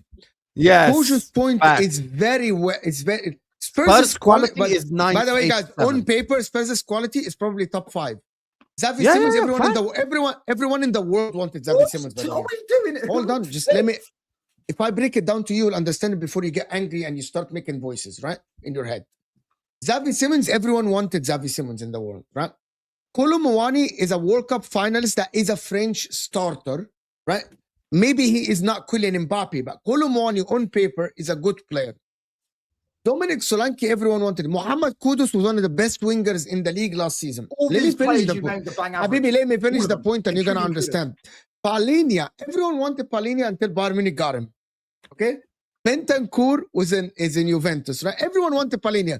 I remember Sam said, I'll take Palhinha. Martin said, I'll take Palhinha. Everyone until Bayern Munich took him, right? Romero was linked. Hold on. Romero's linked to Real Madrid, okay? Romero's linked to Real Madrid. And Atletico. Pedro Porro at some point was the starting right back for the Spanish national team. And linked to Barcelona, Pedro Porro. Udogi was the starting left back that was linked to Barcelona before Balde came to the picture, right? Udogi. Van de Ven linked to Liverpool. Van de Ven is linked currently to Man City. Vicario, when they bought him, he was ranked so high that people said he's going to bench Donnarumma in the Italian national team. So what people don't understand, the mentality thing, the intangible thing is real in football. It's genuinely real. You come to the club, it's all about what the coach tells you, the culture of the club tells you. These guys are losers. Well, there's Kulusevski as well. Biggest losers in the world. And it embeds in the out. Hans Postecoglou said it. Hans Postecoglou, you walk in the club, the losers. He didn't say it, but he said it. They're losers. Everyone in that club is loser. I agree. I agree. And it goes back. So my point, I'm not saying Man United are losers, but it is not only about the players. I see Carrick changing the mentality a little bit. I see it. Hold on. But that is very short term that I've seen it before. No, I can't make a final conclusion saying that you're going to be better than the team that has challenged over the last 10 years, Liverpool. I can't make that conclusion yet. But Even if I think that you have better players, even if I say that. Okay, Can I say this about Carrick before you go? Just Go the ahead. Carrick, compared to what other managers, you know, how you bring in like another manager who doesn't know your club, Carrick knowing Man United is a huge factor for him to have some sort of semblance of success over anyone else that comes in, like Amorim or Ten Hag or whatever. They don't understand how Man United is or existed before they got there. And that's a big advantage. I think he will be there next season, I think. Sorry. I am not ruling out touchline Man United. I'm not ruling out. Can I just say that, Mo? But my problem when people making a sweeping statement, we will be better than Liverpool next season. That's a sweeping statement that has no legs to stand on. He said he's winning the title next season. Can I explain? You're talking about mentality with Man United. Well, they asked Amad Diallo and Mbeumo this season in an interview, what's your goal this season? They said to win the league. When they asked Arsenal's, was it DOF or the CEO, when they were top of the league, 8 points clear, what's the objective? Is to get top 4. That's what he said. That's the difference in mentality between the two football clubs. Do you get what I'm saying? The Man United Football Club is already mentality. If you go ask Jason Wilcox has always been talking about want to get Man United back to the top. Same with Ratcliffe, want to get Man United back to the top. So the mentality is already coming down from the top. Back then, for the last 10 years, the Glazers, they didn't even care about getting to the top. They just said, oh, right, yes, what's going on for business? We're in the Champions League. If we're not in the Champions League, let's spend an extra 200 million to get back into the Champions League. Why is he making an accent? Why is he making an American accent? What is this? The Glazers are American. You know what I'm saying? The Glazers are American. Do you know what I'm saying? So it's like, bro, people could sit there and do this whole, what, you haven't done it for 13. Firstly, as I said, that period of Liverpool and Man City is an anomaly. The points that they two got will never be done again. 99, 98, 97, and 100. We don't have to get it anymore. We're looking at probably getting 85 points to win the league this season. You're competing you're competing with a much worse teams than if we were competing against Klopp's Liverpool prime. Now add that to games week in, week out on Wednesdays and Tuesdays. That's the thing that you're not understanding. That's the thing that I'm trying to explain to you. When you're playing Champions League football week in, week out, which I think you will have next season, it's a different pressure on your squad. Your squad will be tested. Lenny Yoro and Maguire are good enough to beat Crystal Palace at home after a robbery, but they're not good enough to beat Real Madrid away. They're not good enough to beat a team in the Premier League after you've been to Real Madrid away. That's the point that you're missing. It's about rotation and your squad being stretched. Hey, Konate is hurt. Okay, Joe Gomez. He's not a great player. He's not fantastic, but he's experienced. He's done this shit for 10 years. Go ahead, Joe. Let's play against Real Madrid away. Experience. This guy's team, who's off camera right now, Kojo, has struggled with experience because their players are making silly decisions week in, week out. And they're not used to playing Champions League football week in, week out, which is why Chelsea are struggling this season. Because guess what? Last season was easy. Hey, we've got FC Noah on the Wednesday. Bring out some random 20 Chelsea players no one's ever heard of, and we're going to beat FC Noah. Sam, is it fair for me now it's different because Chelsea I want to move on. Guys, and then we don't have a lot of time, but I want to move on. And then they have PSG, and then they have Anfield, so it becomes a different test. Sam, is it fair for me to say that firstly, Man United's recruitment is better than Chelsea's? And it's also fair for me to say Man United's starting 11 is our starting 11 better than Chelsea's? Because I think it is. Yeah, I want to... starting 11 better than Chelsea. I wouldn't be so sad. I wouldn't go that far. I would. It's Cucurella, Reece James, Sanchez, Caicedo. Caicedo don't get in. Sanchez has been better. No chance. Enzo. Caicedo definitely getting in as a DM.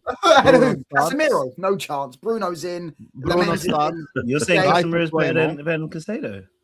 Probably Pedro, the most overrated footballer in the world, bro. The guy just kicked. He's gonna say Dallo over Reece James. He's really not overrated. Listen, I'm a person. Listen, there's very few people that can back on that Chelsea team. Even Palmer, he's a little bit some way right now. But when people start getting onto Caicedo, I already know that you don't really know. I say that as honestly because when I look at Chelsea's past history of players, right? And yes, I'm gonna do that, right? Every team in that league needs a Caicedo. Caicedo gets into all your teams. He gets into every single team. No, he doesn't. Every single team. Mo, before you move on, your team is chasing Belieber at the moment. I don't know what you're talking about. So you getting your team that's without any issue. And when people start saying it's like we're bigging him up too much, right? Listen, if you wanted to say that last season or the seasons 2 seasons ago when he first came and he was making the mistakes, I could understand and we can rock with that. But I'm gonna say it straight, right? And he's one of the few people only ever I can say this about. He's world class in his position. In his position, he's world class.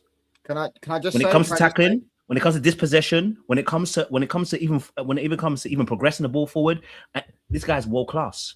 So I'm not gonna debate any other person. You can talk about maybe Palmer being there. All right, cool. We can debate this. I will never debate Caicedo and you putting him next to Casemiro. Now, if you're talking about Casemiro when he was in his prime, we could have a conversation. No, we can talk about. But if you're talking about Casemiro right now, who's only had a rejuvenation the last few weeks, my guy, we are never going to compare the two people. He's been brilliant the whole season. A couple of months ago, you guys were trying to get rid of Casemiro. A couple of months ago, the fan base, by the way, was trying to get rid of Casemiro. He was never good enough. So I don't know has been good since the start of last year. Listen, all I'm saying to you is, I'm not saying that Casemiro's not a great player. Listen, if he was in his peak, which he would have never been at Man United anyway, because he was at his peak. This situation, I would say, you know what? We can have a conversation. We can have a conversation. But I'm saying to you, let's be real, right? Casemiro is a good player, but the reality is, it's only been the last few weeks that he's actually been putting in great performances because your team's been downplayed, your team's been bad, and before that, and actually he was getting a lot of the blame. So I'm not saying he's not a good player, but don't ever in your life compare the two when they're talking about currently right now. Can I ask Kojo something? Where do you stand in the best mid? Hold on, touchline. Where do you stand in the best midfielder in the league, Kojo? Just want to know that because I haven't streamed with you for a while. Best midfielder. Can I give you options? Can I give you options? Give me options. Okay, give me options. This season, it's Caicedo, Rodri, Rice, Bruno Fernandes. Easy question. I don't think you can have Rodri in that thing. If you're talking about overall as a player, you're talking about overall. Or you're talking about remove Rodri because I think Rodri is better than Rodri's one of the best in the world. I'm sorry, it doesn't matter what anyone says. For me, he's one of the best in the world. It's Bruno Fernandes, Declan Rice, and Caicedo. I just want to get one answer. You don't have to explain it. Just one answer. You want my honest answer? You're honest. Like this is on. This is an honest show. Me personally, I'm gonna say this. I'm a back Caicedo all the way. But if you gave me Declan Rice, I will cry happy tears because that guy is one of the greatest midfielders we have at this generation so far. Because when I look at midfield, I don't look at the fact that Bruno can just pass the ball forward. That's amazing. That's great. It'll win you games. I'm not going to. So you put Bruno but the fact that no, because Declan can do both, right? Do you put Bruno third? Bruno Fernandes third for you? I will put Bruno third because it depends on what you're looking for in that midfielder. If we're saying about attacking prowess, then Bruno beats all three of these players. Can I ask you another question? Can I ask another question? Can I please respond to him, Mo? Please. Sorry, so can I ask another question? You gotta sit there quietly and hold it. Give me a second. My ADHD is really itching right now to say something. Just hold it. Can I ask another question? Actually, let's discuss this quickly because the other one is I want to know, Coach. You think that Caicedo number one, Rice 2, and Bruno third? I'll put Rice number 1. I'll put Caicedo 2, and I'll put Bruno third because the short kick here is that Bruno can't defend for shit. Sorry, Lord, my language, but he can't defend for crap. So as an attacking midfielder, he beats all those two midfielders. He can't shoot for crap. He can't dribble for crap. You can't say that because the goals have gone in for the beginning of the season. But anyway, but the reality of the situation is right. The reality situation is I'm saying that if you're just talking about attacking, then Bruno beats everybody on that pitch. Because I don't see even the Palmers and the Saka. Messi's a crap player because he can't defend. I hear what you're saying. I didn't say Bruno was crap. You're saying. Where did you hear Bruno was crap? I never said Bruno was crap. What I said is he can't defend. I said he can't defend. And here's my thing as well. I actually hate the conversation when we say Messi's the best player in the world. I hate that conversation. You know why I hate it? Because whenever we talk about best players in the world, we only talk about the fact that they have one facet, attacking. And I think football always gets reduced to the goals. But when you talk about a whole team, football's not just about goals. Do you know what I'm saying to you? So I actually, for me personally, maybe that's me just being a bit pedantic when I have that conversation. I hate it when we say someone is the best player. I always say, let's say they're the best tacker kind of thing. I don't like And I saying we're the wanna- best okay, player in the fair Can I world. enough. now, can I respond to Personally. what I wanted to say? Because I've been Go ahead. itching. We'll never Go get ahead. out of Firstly, you this. said Casemiro's. No, but I want to get You out of know- it because there is a topic that I need to discuss in Yeah. the show before You we said- end. You said Okay, so I Casemiro's. give him 2 minutes. Casemiro's Then me. peak wasn't at Man United, but that's actually not true because he said himself that his best ever football was at Manchester United Football Club in the first season. You also said that he's only been good for a few weeks. If you ask every single Man United fan, he's been good since last year, the start of the last year when he came into the team with the Europa League run, and he absolutely Then why does Flawless hate him? Hold on. He actually dog-ragged that fraud that now plays for Arsenal, Zubimendi, in the Europa League round of 16. Whoa, Arsenal whoa, fans, I saw an Arsenal fan in the chat, they're getting rattled because I called about their mentality. Listen, you've been to 3 Champions League semi-finals in your entire history. Know your place. And thirdly, How many Casemiro finals have you is seen in your much lifetime? better. You want to This- talk Champions League? Is that sure? Yeah, we can talk Champions No, League. let- That was let- unnecessary. Guys. So let me ask touchline. So forget Bruno. So Casemiro for you is the best now. Forget the attacking midfielder. So is it Rice Yeah. or Casemiro first for you this season? I'll edge it Rice. But Caicedo's Okay. not in the discussion for me. Caicedo's been shit this year. He's The been fact awful the that last say 3 he's months. not in the discussion is crazy. Not in the He's not in the discussion. discussion. He's That's there. what I. He's against us That's every what I time we don't play him. understand. Sorry, He's sorry, not who's in not the in the discussion discussion? is crazy. Actually, Who's not in the discussion? He's saying Caicedo is not in the discussion. Caicedo, either. this season is not in the Rice discussion. I agree. He's not in But the Casemiro is discussion. different. Not in the Casemiro discussion either. I don't know Casemiro's with unbelievable. Casemiro, but for me, bro, Mo, with all due respect, Rice is in player of the season category. How can I put Caicedo there? Rice Fair. this season, with all due respect to everyone, Rice this season should be compared to Erling Haaland. Didn't Caicedo give I'm away sorry. a penalty? I'm against sorry. Leeds? Am I right in saying he If did, that's how didn't you he? feel, that's how you feel, and you can say how you feel. Do you get what I'm saying to you? I'm not mad at it. You know what I'm saying to you? I'm gonna back my player because that's the only player I can actually back in terms of him and Reece James are probably the only 2 I can actually back in terms of Reece in their James is the one quality, for me. being that they would get in all your teams. I don't care what any of you lot say. I Right? They agree would get in with all you, your Shane. teams. Other than that, there is no other player I can Of say. course, to you, we I can need a back tackler. 100% We need a that tackler space. badly. We need someone who tackles. That's Most something teams that we do, have and to- I'm saying most teams do. But all I'm saying to you is, at the end of the day, for me personally, if we're talking about this season specifically as well, Rice is number 1. I don't want to argue about it I and go agree. back and forth because I think it's a waste of time. Because Rice is number 1. I think when we've seen it, and that's not me giving him the England tax. That's me genuinely saying that his performances have been A1. Right? Can I tell you the A1 4 when best it's attacking players anything. in the league this season? No agenda. 4 best players in the league this season. Overall, best players. Yeah. Overall, There better be one 4 name best in there. players There in the better be league this one season name in that I there. think have made. Yahi, can you be quiet for 1 second? That have made the biggest impact to their teams. Gianluigi, in no order. Gianluigi Donnarumma, Haaland, Rice, Gabriel Magalhaes. Those are my 4. Soboslai. Sorry. No. So Fifth- there's a certain fifth- guy with the second most GA in 5th the is league. Bruno. Yeah, but we're talking about it's August till today. So if we're I talking wanted to about- go back quickly I'd to one argue thing that Saliba's been better than Gabriel this season. No, I think I Gabriel. want to go back to one thing Gabriel's Touchline said and got away he's with. also had the bozos there. Go ahead, Martin. Before I actually go to the You know, next he one. said that Martin. they were going to challenge for the league, and I questioned that. And then it got past me at the second. Now I remember. You used us as the reason why you guys can challenge because No. we did it in 22, No, I didn't. 23. No, I didn't. So you're basically saying that Arsenal is the blueprint for other teams to succeed now. No, I Like didn't. that's the reason why you have faith in your team because No, we I did didn't. it. I just used you as an example because you said Because we we're started the saying, only example. Oh, we didn't have the mentality ready to challenge and all that stuff. Did you have the mentality ready to challenge your time? That's what I We use. I don't use pulled Arsenal that as a club blueprint. and created that mentality. The fact that you think that Arteta is the blueprint and you guys call Carrick, Mikel, Carrick, I think it's a compliment. I'm going to take it. I just wanted everyone to Call him realize Carrick, that 'cause we're the he's benchmark challenging club now, and everyone's trying to follow Yeah, we've been the benchmark in English football for the last 30 years. it. Not bro. for the last 13 years. You guys have been an embarrassment. We've been in the mud together. I want you guys to come back to the top. I think it'll be more entertaining. Mo wants it. I think everyone wants it, but it's going to be harder Yeah, than you guys I think. want Man United to be better. It's going to be entertaining, of course, for content. Let me do this. Bringing out a shirt. We're going to need a bigger boat. Big up Osam, Liverpool.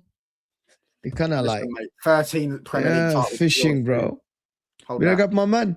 I think we can only judge United properly when they are playing more than 40 games a season. Hard to judge them properly now, in my opinion. Context needed. With That all due is respect, right. if Liverpool played 1 game a week, could win the league, even with current slot. That's kind of. Well, we be need to honest, wait to yani, see the honestly, squad. if, yeah. if Liverpool had no UCL and I can rest Salah for 7 days a week, Even this version of Mo, I give him 7 days. Did you see how he played against Brighton with 7 days? That's not bad, yeah. Let's not I lie. think Yeah. you'll see that more often. Slot- Klopp Yeah, but focuses on one I'm not position. talking about like next season. We're also going to buy players for the squad, so it's not as if we're not going to. We're going to have to. If we had the same starting 11 next season and no squad players, I won't think we're going to challenge. I don't think we'll get top 4 because we'll be in Europe and we'll play week in week out. Slot being here for 26-27 is like the first episode of a new season of a TV show, and you find out the villain didn't die. There is But even some then, we have a proof of Slot winning a Premier League title. We don't have a proof of Carrick winning a Premier League title. It's the truth. I'm Slot out, but the facts have to be presented. Yeah, Bruno has more GA than Liverpool's entire front line. Not true. Fine. That's not true. Ekitike, hello? I didn't even Salah, need to open Salah he has has- He has more GA than he has the second most GA in the league behind Haaland. no. Together, or He didn't yeah, say yeah. He together. has more GA than He said everyone else. entire front line. No, he didn't say- said an entire front line. So he says all Liverpool front line added up, which is not More than half of his AD, did you mean all together or did you just mean separately? Because entire front line together is entire front line together. He said entire front line. He means he has more GA than Salah, he has more GA than Ekitike, he has more GA than Gakpo. That's what he means. Ask him in the chat. But the same that goes for Arsenal. He has more GA than everybody. Do you Yeah, but really he's the think best player in the United league. won't strengthen and invest next season for the Champions League? Yeah, No they one's saying will. you won't strengthen. We're talking about, let's not change the question. This guy is saying to win the league. No one is saying for Man United to be good next season. To win the league, you need squad depth. Man United don't even need to sign that many starters. I've made this clear 100 times. People don't listen. It's not about the starters. Man United need 3 starters, in my opinion. But the squad players, you need about 6-7 squad players alone.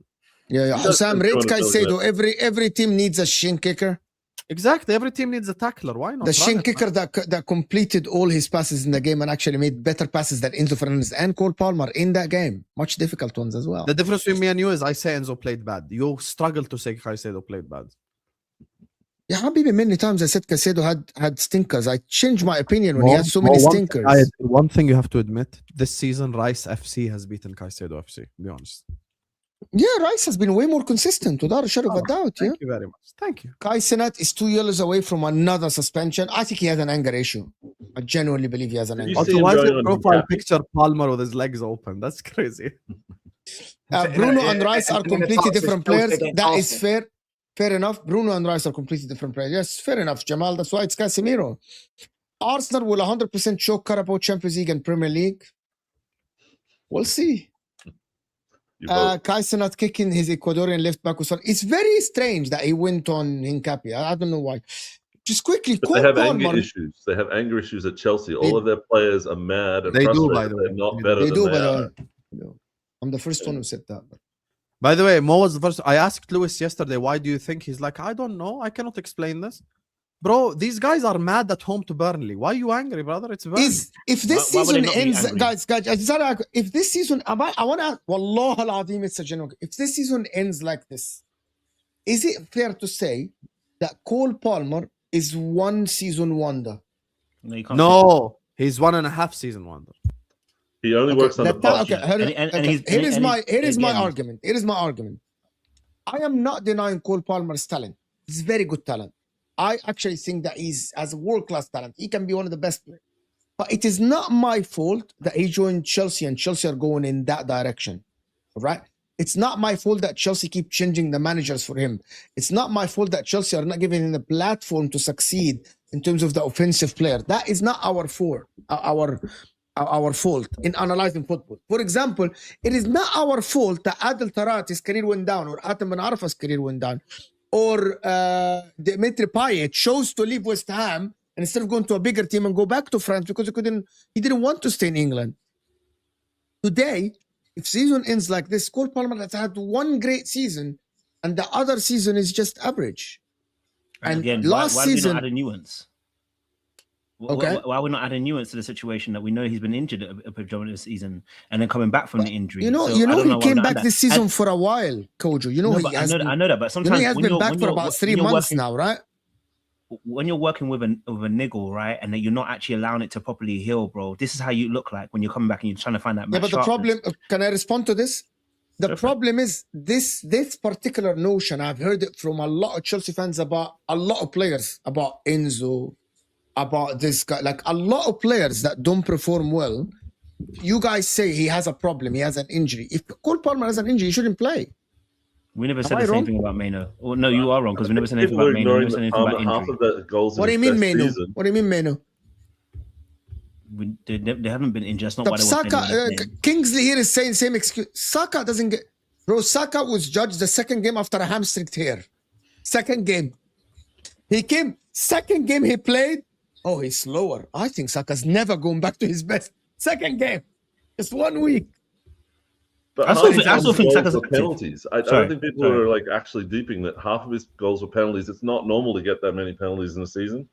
We saw it once with Bruno, and he had that crazy season where he had so many. Like it's just, and he was under like Poch doing like a more fluid game style. I think everything suited him better a couple of years ago. I don't think Chelsea's being built in a way It's that not will that. suit him going It's not forward. that. It's not that. He's just been shit. That's the reality. He's just been shit. He runs through on goal nowadays and he misses. That's not But due he to worked well with Maresca. the Jackson. That's Like not due to Rafinha. That's not due to Pochettino. It's not their fault that, you know, on the left wing he goes to play a ball to the overlapping fullback and he kicks it out of play. That's not Yes. the manager's not telling him to do that. Why are we He's mentioning one He's- ass fucking pass? What Bro, are we he's doing? been ass. No, He's what been are we ass. doing? He's No. been ass. No, but What he are was we good with doing? Jackson. You're mentioning Jackson one was pass and he better missed than plays, Jackson. which is we're footballers and footballers do dumb things. We make mistakes. I play Bruno football, does I the same, know. by the way, touchline. Exactly. So I'm Yeah. never gonna judge Bruno on. Listen, if Bruno decided to kick a ball, and it went from the right side to left side, and it went way over the player, I'm not about to mention, well, Bruno is not good at it because he just kicked a ball right to the stands. That's stupid. That's exactly what That's exactly what we said about the very beginning of this live that we shouldn't be doing. I'm not judging any football player based upon one pass or one or two passes that you misplace. As I, I didn't just. He's done things like this for the past year and a half, bro. Yeah, I'm saying he broke down a lot of Chelsea's attacks on Sunday, for example. He's been asked for a year and a half. I just used an example of when he kicked the ball out of play. I'm saying it's not the manager's fault. People blaming the system and the fact that he doesn't have more freedom now under Rafinha and Maresca than he did under Pochettino. No, the reality is he runs through on goal nowadays and he misses. The reality is, as I said, statistically, Chelsea have won 73% of their games this season without Cole Palmer and 24% when he just plays. Now, retrospective, do you get what I'm saying? I imagine that some of they've probably played a lot of games. Like the games is definitely different numbers. Do you get what I'm saying? Because it's percentages, right? However, yeah, bro, listen, the reality is we can only blame him. He's only him to blame. Reality is you only get blamed for your career. Neymar, no one else gets these type of excuses. Do you get what I'm saying? At the end of the day, when it's all said and done, people are not gonna go, oh yeah, under Palmer in this season, it was because he was playing with an injury 20 years on. They're not going to do that. Do you get what I'm saying? They're going to say he had a bad season, which he has. He had a few games where he scored goals against Leeds and stuff like that. But ultimately, he's been dog shit for a year and he needs to fix up. Otherwise, yeah, he will go in the realms of a one-season wonder because let's have it right. He didn't even start last season off well because I'm not hearing he did because he stat padded against Wolves when he got 5 GA in one game and then got 4 goals in against Brighton. Other than that, he was dog shit. How many players can do that? No, I just want to be honest with you. Yeah, I want to be honest with y'all because I think you should be honest with me, and I think we should be honest. Listen, Go ahead. I was thinking about this question earlier on, right? Potential is a ceiling that has no limits, right? When we're looking at Palmer, if I agree with you, if he doesn't do what needs to be done, the potential of that ceiling is wonderful, but you'll never meet your actual potential. Like there have been many players who have come along and had great, have had the potential to be great. You know what I'm saying to you? So I will agree with you this point that if he doesn't put boots to the ground and start working harder. Maybe next season. I'm looking at it for next season because I ain't looking at it this season. I understand he was injured. If he doesn't start putting boots to the ground, then the potential will always look at him going, he could have been, but he never is. But what type of player is Palmer? I don't think people have really defined. Like, is he better out on the right where he's got space and he can cut in and people aren't expecting him? I don't think he's a 10 that you give him the ball in the middle and he's not a 10 either. I'm afraid he's going to become a Foden. Martin. Yeah. No, don't ever compare him to Foden, man. Come on, allow it, bro. Foden's had way more than one good season. What I mean by a Foden is that until this moment, nobody knows what is Foden. Nobody knows in world football what is Foden. Palmer's a winger that's playing in the 10. It's Foden great then, so why is Foden not starting for City if he's an attacking midfielder? Why is Nico O'Reilly keeping him out of the team then? That's a different argument. You just said amazing. Foden hasn't defined his position. Like otherwise, he'd be starting there. That's why Touchline is wearing light blue. He's having a bad he's had a bad last couple of months. But Palmer's had multiple good seasons. Palmer, go back. Palmer is what? For me personally, he's none of those things. Palmer is Palmer, meaning don't define. You remember back in the day we used to play Football Manager, and there was a position you used to say free roll. That's Palmer. Yeah, whatever position you say Palmer to play, you say Palmer, you can do whatever you want. He's one of those kind of players. You putting Palmer in a system of this situation is going to limit his potential to who he can become. You know what I'm saying to you? Like I look at Esteval too, and I look at Chelsea. We're gonna limit his potential because these kind of players, they don't stay where they're meant to be, right? We all know that yes, Messi's a comparing the wings, whatever, but you give Messi free reign to do whatever he wants because that's the kind of player he is. I think when I look at Chelsea, the fear I always have when I look at Chelsea and someone like Palmer playing for Chelsea, and this is just the honest truth. I have to be honest. I'd rather see a player flourish because I want to see people play. Is he a maverick? Right? Is he a maverick? As Kingsley is saying, is he a maverick? He is a maverick. Can we define Palmer as a maverick? Is Palmer better or Rayan? Don't give him rules. Is Palmer better or Rayan Cherki? Cherki's better. At this point in time, Cherki's showing us that he's better, right? At this point in time, if you're saying that for right now, he's showing us he's better. I think the Premier League has a way of like stopping players from once they're good. I think this happened to Palmer, it happened to Saka, it happens to Foden. Like anyone who's a real threat, the other team will like try and make sure that they are limited in their capabilities, and that only gets harder. You've got to reinvent yourself as a creative player several times to stay anywhere near the top in the Premier League. Fair enough. Like this season, Cherki, but overall, who do you think? Osam, just one answer. Overall, who do you think is better? Overall, Palmer, of course. Okay. This season, Cherki. Okay, fair enough. We'll see what Cherki is next season, to be honest. That's the last two super chats. At this point, Osam, Moises Caicedo's agenda is underbelly. Mention Salah is 0 goals in 10 and he will cry, but every attempt to smear Caicedo diminishing technically, underbelly. People like you reduce racism to stupid things like this. Because I defend Bukayo Saka and he's not white. I defend Jude Bellingham and he's not white. So I could call you someone who thinks that you hate Arabs. Why are you mentioning Salah has 0 goals in 10 games? You hate Arabs. You hate people of my race. You know, we can both play this game. Don't be dumb. Everyone knows. I just think Caicedo is massively overrated. When you tell me Caicedo sits on the same table as Pedri, Carefree Lewis, when you tell me Caicedo is better than Kante, Don CFC, I can bring you so many examples with names of people who have brought up stuff like this. Lewis this season said, we're no longer in conversations with Declan Rice. Oh, we have overtaken Pedri. them all. We're now in conversations with Pedri. Pedri, we're coming for you next. Also, when you say I haven't admitted anything about Salah, Mo, did I not say Salah needs to go in the summer? Yeah. Did I not say we have to sell Salah and we have to bring in a new winger? So your whole super chat is wrong from start to finish. I know what is Foden, Mo, the best system player, but it's pity the system has changed now. Foden is kind of... Bro spent like 4 years getting developed for the football, and then the football evolved faster. I want to thank everyone that joined us. Fantastic coach. This is your actually debut on the channel. I've never had you on the channel before. Fantastic. Chelsea fans are behind you. For some whatever reason, they like Kojo. They don't like Quest. Kojo and I love Quest.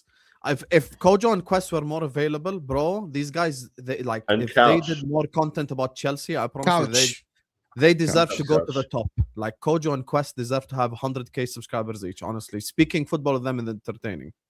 Yeah, and they Touchline as well. You like Touchline as well? Or no? It's honest.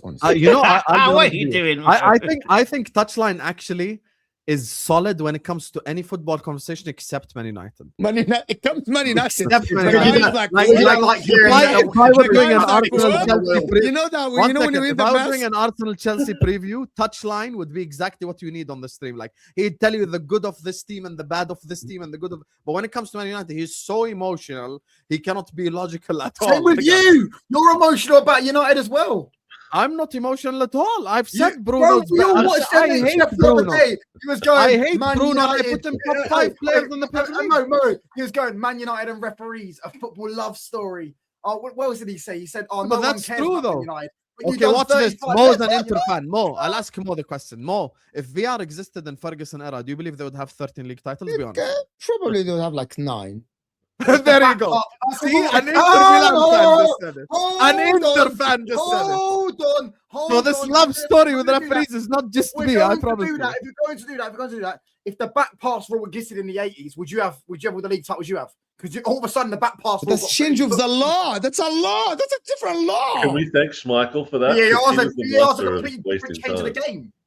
Okay, cool. We can all do this. We can all say if Yeah, Bucks for are real, we mates. could You all know, do this. Liverpool's entire European heritage is stat pad in UCL was against Club Brugge, AS Roma, Borussia Mönchengladbach, and Tottenham Hotspur. Do you get what I'm saying? We can all do this. God, that's funny. Yeah. I can't Rule lie. we beat. 4 out of your 6 Champions Okay, Leagues no are problem. against I teams with respond with 0 facts Champions because, Leagues, like, brother. facts. 4 out of We are 6 the of your last Champions team League to beat. We're the last team to beat Real Madrid in a Champions League final. It was us. No, it's I And didn't all say these Real Madrid. teams, and all these teams that you're mentioning, like the teams that you mock, all these teams, if you go back and look in histories in the 70s and the 80s, they're the ones that won the Champions Leagues. They're the ones They that never won lifted those I trophies. just all those teams I named, those 4 teams haven't won any Champions Leagues between them. All 4 of them that you beat in the I Champions think League final. I don't think we beat Club Brugge like once, bro. I think that was one Yeah. final. Club Brugge, Borussia Mönchengladbach, Tottenham Hotspur, and AS Roma. Gladbach All does of them have a won 0. Champions League. I'm sure they No, do. they don't. Check it up. No, they don't. Borussia Dortmund and Bayern do. And I think Yeah, they might well, be that's- that's Champions right. League. But football was different back then. You had to be a champion to be in the Champions League. That's why you were never in it, because you weren't a champion.